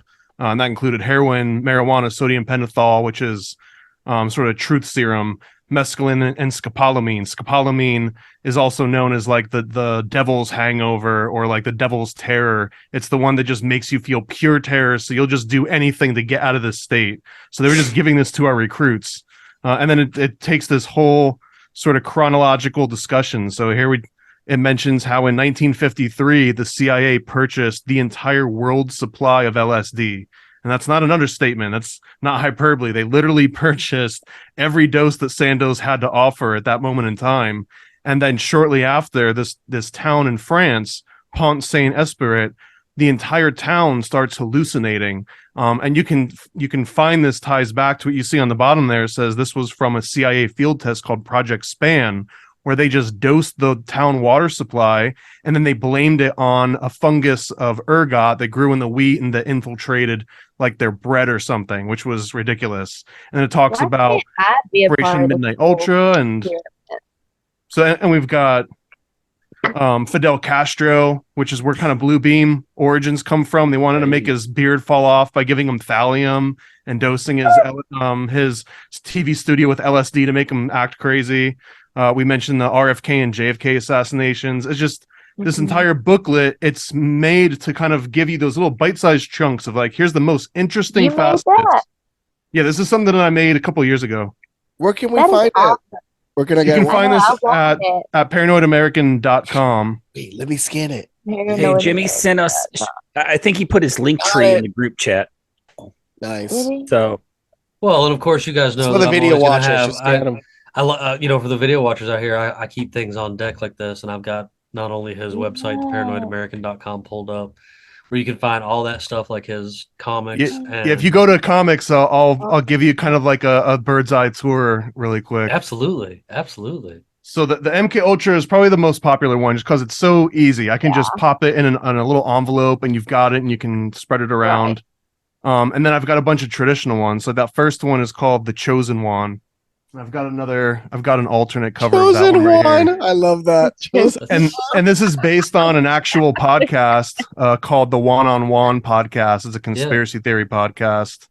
And it's essentially a comic book about conspiracy theory podcasts that discover a secret society of conspiracy theory podcasts.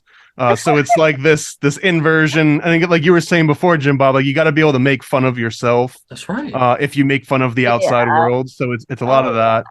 Time Samplers is where I started when I mentioned that I just wanted to like make a cool conspiracy book back in 2006 through 2012, and it started as an animation I was doing by myself, one man show in After Effects, and then it turned into this comic. Well, that's Time Samplers. And this one, it touches on every big conspiracy theory that I've ever loved. It's got the Federal Reserve, MK Ultra, the Titanic sinking. It shows Project Monarch step by step from the moment that the amniocentesis needle enters and pokes the little fetus as the first sort of, Project Monarch trauma point, all the way to like the woodpecker grids, like all of the nitty gritty. So, and also we were saying like the exoteric and esoteric. The comics will be a fun read. And all the things that you've kind of seen before are going to be in there as you would expect. But then the esoteric of like the actual dates and names. And like, if you know anything about Project Monarch, for example, yes, sir. Like I dropped Dr. Green and Dr. White, and Dr. White was Dr. Ewan Cameron, from Montreal, and that Dr. Green may or may not have been either related to or the actual Dr. Joseph Mengele. So there's all of these like deep links are in these comic books if you know what to look for, but it's also if you don't know about it, it's still just kind of fun. Yeah, because Project Monarch is like, imagine like a bubble map, okay? And Project Monarch is in the middle. It has so many different branches of other projects that come along with it, like the Joule programming and the metal programming and just so much. And then like I kind of group Monarch together with Mockingbird at times because it's kind of the same. Is that Uncle Ted? It is. Yeah, so you can see right there, it says that in the 1960s, the CIA, basically it's talking about how MK Ultra shifted from testing on their own soldiers and foreign nationals into just testing on everybody, college students and civilians. So in this case, it was Whitey Bulger at Emory in 1957, Ted Kaczynski at Harvard at 59 through 62, and Leary. And actually, the Ted Kaczynski one's an interesting story. They didn't necessarily give him LSD and mescaline and all of the same sort of like MK Ultra related. They gave him this weird absolute mind control process where you would go into this research center. I think it was voluntary, and you would just perform some kind of a task. I'm just going to oversimplify this to keep it short. But if you perform the task well, or if you perform the task horribly, had absolutely no bearing on the feedback that you'd get. So this guy is an incredibly brilliant guy, and I'm sure he was just nailing it. Like he was doing everything they probably had him do, but then he would just get chastised and paraded. Like, I can't believe you're such an idiot. I can't believe you would think this. And it actually damaged him over time to like this threshold that got crossed of point of no return, where all of a sudden it's like, oh, he just started randomly sending, bombs to people. No, if you actually look at the people that were involved, it was almost predominantly in dementia research, psychedelic research, people that were into like tweaking the brain and figuring out either chemically or socially how to alter the mind. And then he went back and targeted these people, specifically later on. They wanted to break brilliant people. The objective was, how do we break geniuses? Because they're harder to break, because they can build mental palaces and they can separate themselves from themselves. But that's what the drugs were involved. That was one of the goals. I think the other goal was figure out how to split the mind into multiple pieces so that you could have a sleeper agent anywhere. This one's the famous Frank Olson case, who was a CIA adjacent agent. He worked at Fort Detrick, probably testing biochemical warfare. And he got pushed out of the top of a window because they dosed his drink at a convention with a bunch of LSD before anyone knew what it was. And he started to realize that the CIA had done this to him, and I guess it had like this profound effect on his mind, especially since then they started gaslighting him. It's like, no, man, you're fine. Like, you're the only one that's complaining. You must be going crazy, right? So then he actually starts going a little bit crazy because of the gaslighting that they did. Because it's like, I know that I left my body, right? Like there wasn't a word for the psychedelic experience yet, commonly known. So. So that's actually probably one of the main key points that uncovered that the CIA undoubtedly was dosing its own people, because there was a whole excavation on the body and they found out that he got hit in the back of the head, and like it's a whole story. And again, like every one of these panels in this pamphlet sounds incredulous. Like one of my favorite ones, and you can look all of these up for like the background, but this one right here, Subproject 121. Either. It's their own people's families, their own people's kids, their own people's friends.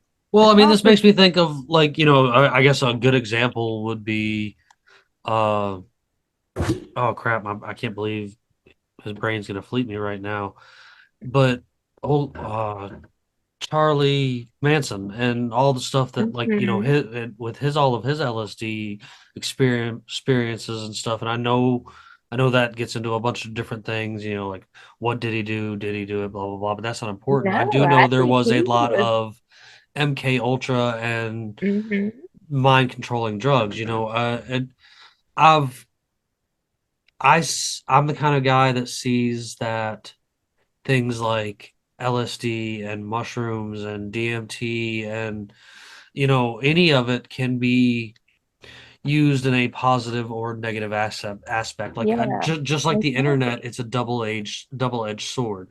I think people with PTSD and things from military or traumatic life experiences, mushrooms can do wonders. But I also think that if you are in the right circumstances or have the wrong person administering this with you, that it can easily turn into a brainwashing, mind control kind of subject.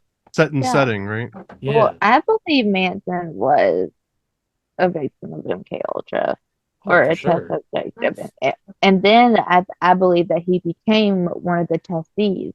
I believe he worked for the CIA because he was brilliant. I think he started working for the CIA and started conducting these tests himself, which I mean just shows that he got people to kill for him.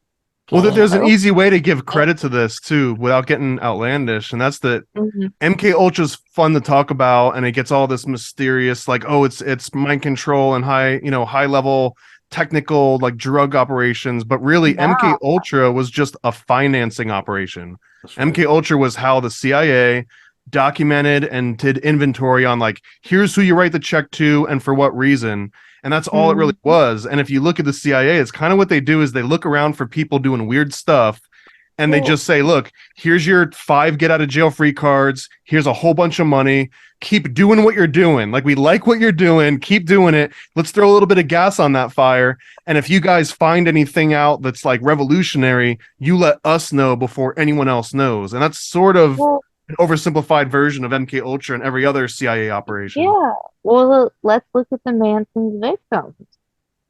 Oh, for sure. Roman Polanski's wife, pregnant wife at that, and what the only heiress to Folgers. Roman Polanski, I mean, that's a disgusting human being in general. But I mean, I think that actors are just as much a part of the CIA as any agent sent at a death. I don't think that Operation Mockingbird ever stopped. Like, sure, they brought attention to it in the 70s, but it never stopped happening. Yeah, they had the Yeah. church hearings and they said, "Hey, you've been doing this," and like, okay, we'll stop. And that was basically Yeah. how it played out. And it was more. And honestly, I don't think it's that they even had to stop. I think at that point, government and corporate media just became the one thing. So you no longer had to have a secret handshake. It would be like me just shaking my own hand because I'm the same person. Like I don't need to do any kind of secret Right. handshakes to like validate myself with myself. So Right. Well, I mean, what I kind of point I was getting at with Roman and Sharon and Manson and the whole MK Ultra thing and the elites and the person that Roman is coincides with what we hear about the things that the elites do, the things that they practice, and them butchering a pregnant woman kind of speaks volumes to that, in my opinion, as to what the goal actually was there. well, I think the one common thread here, like unironically, it truly is adrenochrome because adrenochrome essentially is the Exactly. chemical. It's something that you and Luis broke a couple links in the chat, but basically, yeah, you can synthesize adrenochrome. All adrenochrome is a byproduct of your body processing adrenaline. So any way you can oxidize adrenaline, which is like silver iodide, you can add silver iodide to adrenaline, and that'll create adrenochrome. Well, the same exact people that were at the forefront of adrenochrome research, Dr. Abram Hoffer and a long list of others, they were also at the forefront of LSD research. So the exact same people that knew and were experimenting with adrenochrome were also experimenting with LSD. And there was two main connections, right? It was these doctors that knew about this stuff and the government. And then it was the doctors that would go and move out to Hollywood because they had all this money and all this prestige. And now they don't want to live with a bunch of crappy politicians. They want to go to move to Hollywood and, impress everybody and have fun parties. So then Hollywood literally becomes the epicenter of here's how we're going to release this out into the world. And the very first movie, I believe, that even mentions LSD Fear was Loathing. well, no, way before that, dude. Way before that. Even adrenochrome is mentioned before Fear and Loathing, but it was called The Tickler, I think, starring Vincent Price. And the concept of the tickler was that if you could elicit enough fear in somebody that you could harvest a chemical, and then that chemical could be used to manifest essentially a demon created out of pure fear that came from someone's body. So he spent this movie trying to give people LSD and torture them, which is directly based on an actual doctor from MK Ultra research, but that he wanted to create an actual like demonic monstrous entity that was called the Tingler or the Tickler, I think. And that's what the Tingler really meant. Well, I mean, It was, they sorry, still Tingler, do not this. Tickler. They still do this. I mean, I'll call it like it is. They still perform these rituals. They still do these things. I mean, Nicki Minaj, take her for example. Okay, she now has 2 or 3 different alter egos. Are you kidding me? Well, They're not alter egos. And if you pitch down her voice, she's just Jay-Z.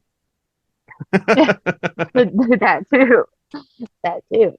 But I mean, when they're saying alter egos, stupid people actually think that. Like they're just playing. Well, and this, I could tie this directly into adrenochrome too, because there's It is. a Because story it that is. predates Fear and Loathing called Burning Chrome, I think. And it's by William Gibson, who also did like Necromancer and a whole bunch of cyberpunk stuff. And he had this book that was called, or it was a short story called Blood of a Wig.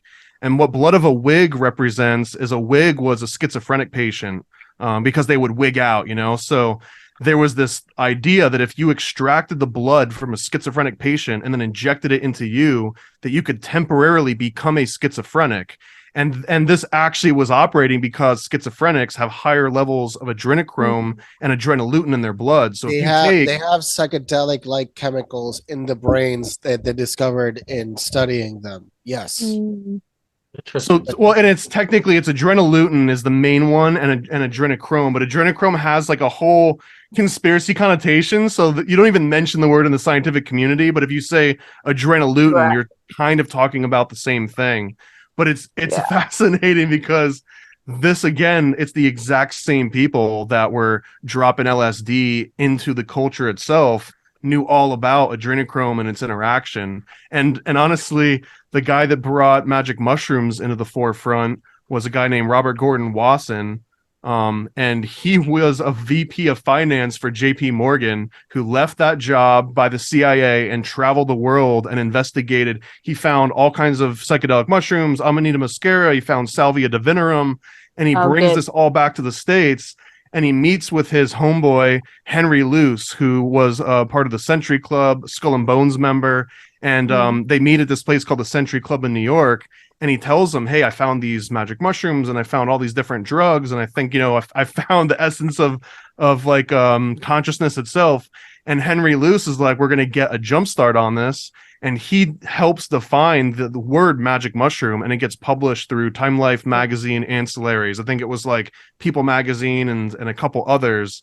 And if it wasn't for Henry Luce, again, the owner of Time magazine, Skull and Bones member, then that whole psychedelic revolution likely never would have came to pass the same way it did, because it was his publication of magic mushrooms to, the housewives of the world, and the people in the grocery stores and laundromats would talk about this. Before that, no one even knew about it, and it would have just been like this weird niche thing that only doctors knew about. Right. And Maybe secret societies aren't so bad after all. well, and I was gonna say, and to a point like that, like I'm sure not all of them are evil. there's Not all of them. there's things like that like I truly believe, going way back to where we were at the beginning of the episode about mushrooms being God, and being There's a theory about that. yeah, about religion being we talked about that earlier, and consciousness. way earlier on. But when we were when we're talking about it in like this aspect and stuff, that it's a good thing that they released all that out into there. And then you've got people like, I know people personally, and they probably tune into this just for spite, but like they would argue the fact that they were like, well, hallucinogens are just another way of the government getting to you. And I'm just like, this is back to that double-edged sword example. Like I think that if you were dosed the way you were talking about, like with Ted and stuff, how they probably were doing these tasks and stuff, and probably. Well, imagine if every time you've ever dropped acid, you had to go and check in and like have people with clipboards staring at you, like, how about now? What are you feeling now? Like, no one would like that. That would absolutely break me as a person. Oh my God. Yes, no, I couldn't make eye contact. There would be no way. That's what it was. They'd have you sit down dosing. and like do math questions and like answer questions. Compared to doing a hero dose and going for a long walk into the woods for probably 2 or 3 days. You know what I mean? Well, like I've seen some of the experiments they give you the dose and they leave you alone for a long period of time. Oh and then they start asking so hard. But yes, there's versions of it that they are at every step of the way asking you things. But I think it also depends on dosage. But if you read into some of them, some of the studies where like they leave you in the room alone, put some music. You know what I mean? No, well, what's crazy sometimes about the music, they're trying to see just off the music what'll happen to you.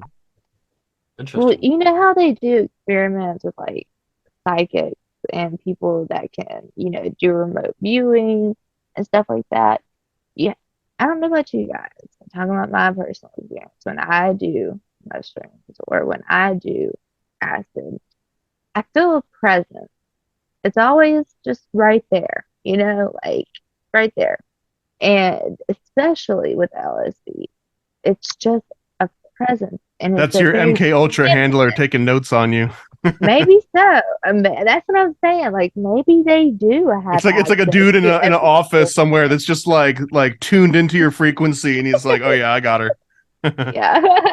and I mean, like I believe that it could be used in that kind of aspect too, though. You know what I'm saying? Like I believe that if just like anything in the wrong hands, it could be turned against you and used as a tool against you. But I think in the right hands, with the proper guidance, it unlocks more into where you start seeing things more esoterically Yeah, than for the yeah. face value that it If really you're is. You taught know, like right. you can start to. I see a lot of things on the same level as you do, Bud, and a lot of the conversation we've had tonight, and I think that's that's a positive of doing the show and stuff. It's very rare for me to find some people that I think can understand the gibberish that comes out of my mouth sometimes because I'm off the wall. You know And what, man? To bring it back to memes, that like I don't know what the name of the meme is, but it's like it's like a bell curve, right? So like the idiots that first enter a topic, they're like, "Oh, everything's like this," and then you get the people in the middle, they're like, "No, of course it's not like that. Like I've done all this research, and like you're such an idiot for thinking it works like that." And then once you become an expert, it's like, "Oh wait, it all really is like this simple thing." right, It's just that like you go through all that knowledge, and now you have justification for believing it, as opposed to just Yeah. believing it on the surface. But the exoteric never goes away, right? Like the exoteric stays around because it's so pervasive and it contains enough truth to represent the thing that's really encoded inside of it. So it's not like learning the esoteric invalidates the exoteric. It's the yes, opposite. It explains it, and in fact it makes the exoteric almost turn into like a memory palace. So now when you see all of these superficial things, you're like, oh well, the lightning bolt in Zeus's hand, that's not literally him Right. creating lightning. That represents he controlled the weather and he was the agriculture god, and he represented the rain, and then therefore the plants growing afterwards. And but like I thought I was the only one that did that. Like when I see like certain symbolism and stuff like out in public, that's what I mean, I automatically start thinking like that. oh yeah, you should look into the concept of what they call a memory palace, because that's pretty much what every statue or great work of art is really just Mhm. what you would call a memory palace, where every little Yeah, I detail guess so. is sort of Yeah. like an anchor to remind you about this huge story that you'd have to know the story first. And then it's like, oh, that one lightning Yeah. bolt in his hand. Or another good example, or like astrological, symbolism. If there's like a dog, or if you see an old Mhm. painting and the horse is facing a certain way, well, if you Yeah. know that if the horse faces a certain way, then it means they win the battle or they lose the battle. Now all of a sudden you get this extra information encoded just Right. by a horse's head. there's If the horse has a leg raised on There the you go, that's statue, it means the person riding the horse died in battle. And if he has Yeah, I all think you're four right. legs on the ground, it means he's survived the battle and won the battle. Yeah, it's So it's a memory palace. It's encoded Yeah. information. well, and Yes. that's there are what I symbols tried to- everywhere. You just got to know. And it's when you pick up on those symbols and you Starbucks. recognize those symbols, everything kind of just like you pick so much stuff out that just people just There- walk by on a normal day. And you'll see that, Yeah. and it's crazy. One Starbucks other thing, one place really rooted in symbolism as far as that goes is the city of Chicago. Yeah. There are symbols like all over that city, And written York. everywhere and carved everywhere. If you just pick up on that stuff, You mean ancient Babylon? if we're gonna go, that okay. was during the height of that Art Nouveau, where people Yeah. had money and they liked astrology both at the same time. So it was like, let's just I bake it think in everything. America is the old world. And I love, because I've always been into like that encoded message that's in the symbolism, that you can understand if you understand symbolism and stuff. That's a lot of the reason people are always like, well, why did you choose the design for your pirate flag that you did? And I'm like, well, because if you understand esotericism and you understand symbolism, you can understand where a lot of these symbols truly came from in the past, like ancient times, and the messages that were put into them and stuff. And I've shared links and stuff that go along with the symbolism that's built into stuff like that. And it's amazing to see that the archetypes were put there by ancient people to help kind of work on that memory bank and kind of like make you remember things and that you didn't realize you're going to remember. And eventually you can start attesting things to that, like the stuff in the stars and the stuff and posted in places, whether it be a palm tree, whether it be an igloo, whether it be an owl or something. There's some kind of Yeah. esoteric thing that's there behind the thing that's on the face value and stuff. And there's different routes about going about it everywhere. And like again, going back towards the beginning as we're getting close to wrapping up for the evening, I was making the point that you can see things in a different value when you start to see how the esoteric side of things is underneath a lot of these things that are just on there on the face. And when I see them merge together, like it brings more understanding into like my realm because of being as far along in this crazy ship of a escapade that I've been on for as long as I have on these, rabbit hole this and conspiracy that and things like that to just the everyday things in life. And people take a lot of these things for granted, or they look past them, or they don't even realize it. But I think the being, well, I mean, look at Washington. being in your Washington for sure, but like the being that's driving this mech suit, it totally recognizes these symbols. You know what I'm saying? Because it recognizes them before you do, and you've just got to work on your a way to the point. subconscious level. I think all of us recognize it. Oh, absolutely. And I think the people that absolutely will not even listen to it or like freak out when you talk about this stuff or try to be the fact checkers, it's because it's too scary for them. They know it. They know that it's true. It just scares the shit out of them, and they don't want it to be true. Well, I do like to go around before we finish off for the evening and get last thoughts from everybody. And I want to get Bandits before he has to vanish completely for the evening. I know he's lurking around in the background there, but I'm gonna go ahead and skip to Luis for the moment while we wait for Bandit to pop back up. So, there he is. Hang on, Bandit. All right, come on, man. Let me get those last thoughts of yours before we get ready to wrap up for tonight, man. I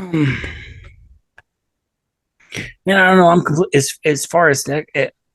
I'm usually completely off subject with, but it just. I really wish that thing in what's going on in East Palestine, Ohio, would be on the fucking news, man. It's not anywhere. No. Any part I've been sitting here looking for scrolled through the entire front page, through most of it. It's single mention of it. Just not only that, it's just like look at every.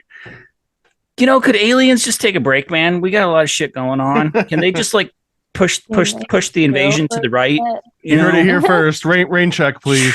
Man, please. I mean, seriously, just popped up on the news. I mean, Chinese warplanes have entered Taiwan. Russian fighters have just entered Poland and just got intercepted by F-35s. They have right now. They have there's it's pretty unconfirmed, but they're thinking, and they're like you have the internet sleuths right now. They're thinking that the balloons over the U.S. were plotting for nuke attacks. I mean, there's just so much going on, man. Can aliens just take a break, man? Please. Or at least show up and wipe out. Or come get us off this planet before they do that. They're going to show up in my front yard, and I'm going to be like, hey, I'll man. take hostile. I'm like, this week is pretty booked up. Can you come back next month? Take me off forever. Take me and just don't bring me back. Okay, I've got some more series to binge before you take me. Hold on. Yo, man. Okay, yeah. Can we take it with us? Like that? I wasn't even thinking about that. Because you guys okay. Do you guys have Wi-Fi on here for my PlayStation? I mean, do you have Wi-Fi? Yeah. Can you let me? Can I bring my chickens, man? Are eggs expensive where we're going? The aliens can likely make a copy of all of the internet as it is right now in probably a minute and copy them to their drives. Absolutely. For sure. Yeah. All of them. All the internet. All of it. By the way, if all the internet were matter, it would be the size of a straw, like about this big. If it were physical matter, it's estimated to be about this big. I assume if that were like ultra dense matter, right? Like dark matter, galaxy collapsing matter. Yeah. Yeah. So the quantum computers, then what do they look like? No. That's the representation of electrical energy as mass. That's what I meant. That's what I mean. Like the quantum computers, what would theirs look like? Like, Well, quantum it's computers just operate differently in relationship to mass. It's a whole different. And they're only big so they can be cold, not Yeah. because Yeah, it's yeah. got And like we're a lot of talking about technology. data. We're not talking about the size of data servers Yeah, and yeah. such. Just I've actually done some air conditioning work inside of one of those facilities No. that have Nice. that house stuff like Servers. that. And you're right, it's literally inside the duct, and it has to be so cold in there that you can see your own breath. But when you're standing anywhere within a few feet of those servers, they're so frigging hot, like it's ridiculous. Like it's Like a walk-in cooler for like a little Yes. processor about the size that I Well- mean bigger than you'd have in your home, but Oh, not absolutely. much I'm bigger. sure reaching into another dimension to get information. You might gets burn your pretty hand. hot. Yeah. Like So burn your Luis- hand on the stove. Luis, you got any final thoughts for me this evening, buddy? I appreciate you, even though you were late. I appreciate you jumping in for me this evening. firstly, go on Paranoid's page. That looks amazing. I'm gonna get some of those amazing comics. Dude, I'm already in line to get some of the comics And- myself. Yeah, You're if right. anyone gets anything, just drop a comment where you saw this, and I'll throw in a whole bunch of extra goodies for any of your listeners. Yeah, It's nice. it's beautiful to create art around the question. You're creating art around how you build the question and how you entertain people as you help them understand that questioning is healthy, that questioning is part of the process of how we evolve as human beings on this earth. Because in order for you to survive in an ever-changing environment, you have to understand where that change is coming from. And you build narratives that allow people to engage with the understanding of where those narratives come from, where they originate from. So you're doing Right. great work, and I appreciate that. Thank you, man. I appreciate you. Thank you so much. Caitlin, you got any final thoughts for us this evening? Oh, I know you were late too, and I'm gonna bust y'all chops Yeah. for a little while. Well, thanks for having us on, even though we were late. Hey, No, man. I love the conversations we have. We are an awesome group, if I do say so myself. Hey, I don't mind that pat on the back for sure. And I do appreciate you showing up. I know you even said you're gonna try to at least make one a week here recently. So if this is the only time we see you this week, I appreciate it. If not, I look forward to seeing you again on that. And Hopefully, we'll see. I'm gonna try for twice a week, but we'll see. and you guys know that I'm gonna have everybody's links, but I like to make sure that I give the guest a chance to plug everything that they got going on. So Yeah, we needed another hour for all the projects that I'm working on here. But yeah, this is a great place to start. Or go to paranoidamerican.com. The only social media that I really kind of use is Instagram. So I post, if you go to my Instagram, you'll see a bunch of weird AI art and stuff that's not even on the website. But on the website, I've got comic books, coloring books, stickers, all kinds of very specific conspiracy theory oriented stuff. Yeah, and these are all right now we're showing some of my AI artwork. That one on the bottom left is if Seinfeld covered Pizzagate. I'm gonna try to make it a new Instagram. I think it's been long enough. Luis got us turned. Luis was our resident AI art guy and got us turned on to it, and has turned on quite a few guests to it and stuff like that. And if anyone's looking for more tools, I'll throw them out real quick. You So already gave me a few. Thank you. So Midjourney for sure. I think Midjourney is the #1 place if you've never done it before, because it's tuned to just look good if you don't know what you're doing. Almost every other tool, you'll just kind of bumble around and it'll show you something ugly and you'll be like, oh, I guess I don't understand it, and move on. Midjourney will get you over that hump and inspire you. But then when you're ready to graduate, there's MageSpace, and all MageSpace is just a internet version of Stable Diffusion. But Stable Diffusion is the actual technology that basically starts with like an image of just fuzz, and it slowly iterates over many different things until it gets to the thing that you're telling it to describe. And then MageSpace has like 20 different models you can pick from that'll help you refine exactly what you're looking for. So if you're trying to make something cartoony or realistic or like pixel art, or if it needs to look like painted art, then you can be very more specific with MageSpace and pick the exact model. Midjourney's better at kind of like picking the right model behind the scenes by using fancy magic. There's also DALL-E 2, which is the company from OpenAI that makes ChatGPT. But DALL-E 2 is probably got the best online interface. So For example, you take any picture you've got, upload it to DALL-E 2 and erase someone's face, or like erase, if they're holding a phone, you can just erase their hand and then just type in there and say like holding an axe, holding a whatever, they've got a clown face or they're wearing a crown, and it just works. And I think like these little things where it's like, oh wow, it was that easy and it looks that good, it'll just inspire you, but it'll also make you question, is anything that I saw on the TV screen in the last 10 years, was any of that real? And man, you'll make it question like your entire reality. For sure. Yeah, I do that on daily basis anyway. So. But I think that's more of a good positive on and stuff like that, when people could see how that stuff's created, and maybe it will make them question things, because you can't truthfully say because I've seen it on TV that it's true, because you never know nowadays. Like whether it's altering a person, whether it's faking something that's going on, whether it's we make the joke occasionally that Luis isn't even real. He's probably just AI created and here for hanging out with us and stuff. Just to keep all you need is a 3-second sample, man. You can recreate anyone. Yeah. I was just putting it in 11 labs for audio. That's going to get scary. And honestly, that's been so advanced for so long. And you were mentioning, it was Adobe that came out with it like 7 years ago, and then they took it out of the market. They kind of passed the torch a little bit, and it'll go to you'll notice a lot of this technology will start in China and then make its way over here. And I really do feel like China is way ahead of the game in the AI world, more so than Europe or America is right now.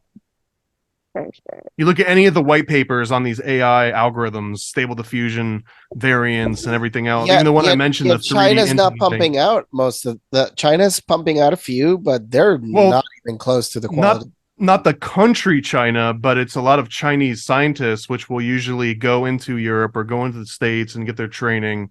But again, I almost see like MK Ultra was the financing unit of a very tiny niche within the US military. China, like the entire country and government of China is MK Ultra. Like they're just financing whatever they can. If you're into something weird or kooky or crazy, they're just going to fund you so that they own the products that you're doing. Yeah. Sounds like the USSR. Yeah, I mean, much only they don't really have the money. They can't cover the tab. That's the difference. Oh man, guys, tonight I think it's been an absolute fun night. I appreciate you coming on and join us, and I hope you come back again and join us, man. This is the kind of fun you can always look forward to having over here, and you never know what kind of chaos we're going to get into. That's something I can definitely guarantee that goes on around here, because each night it's something different, and each night it's something exciting. One thing though that we do have going on that's a common thing that you can always look forward to is everything we have talked about tonight will be shared with this episode, as well as all the links to get yourself back over to him and find all of his work, all of his comics, all of it. That get yourself an MK Ultra pamphlet or whatever, man.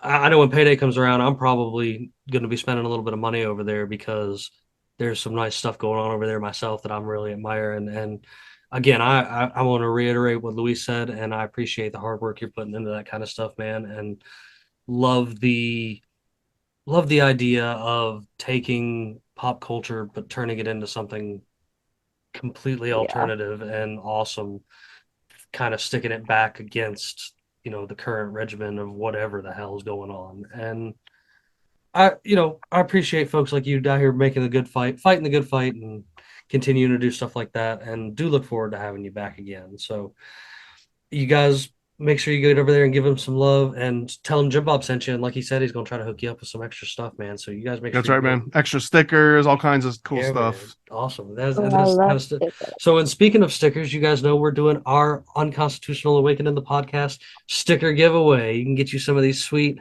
Unconstitutional Awakening podcast stickers if you can answer my pirate riddle. All you've got to do is go over there to unconstitutionalawakening.com and find this episode, and underneath this episode, answer tonight's pirate riddle.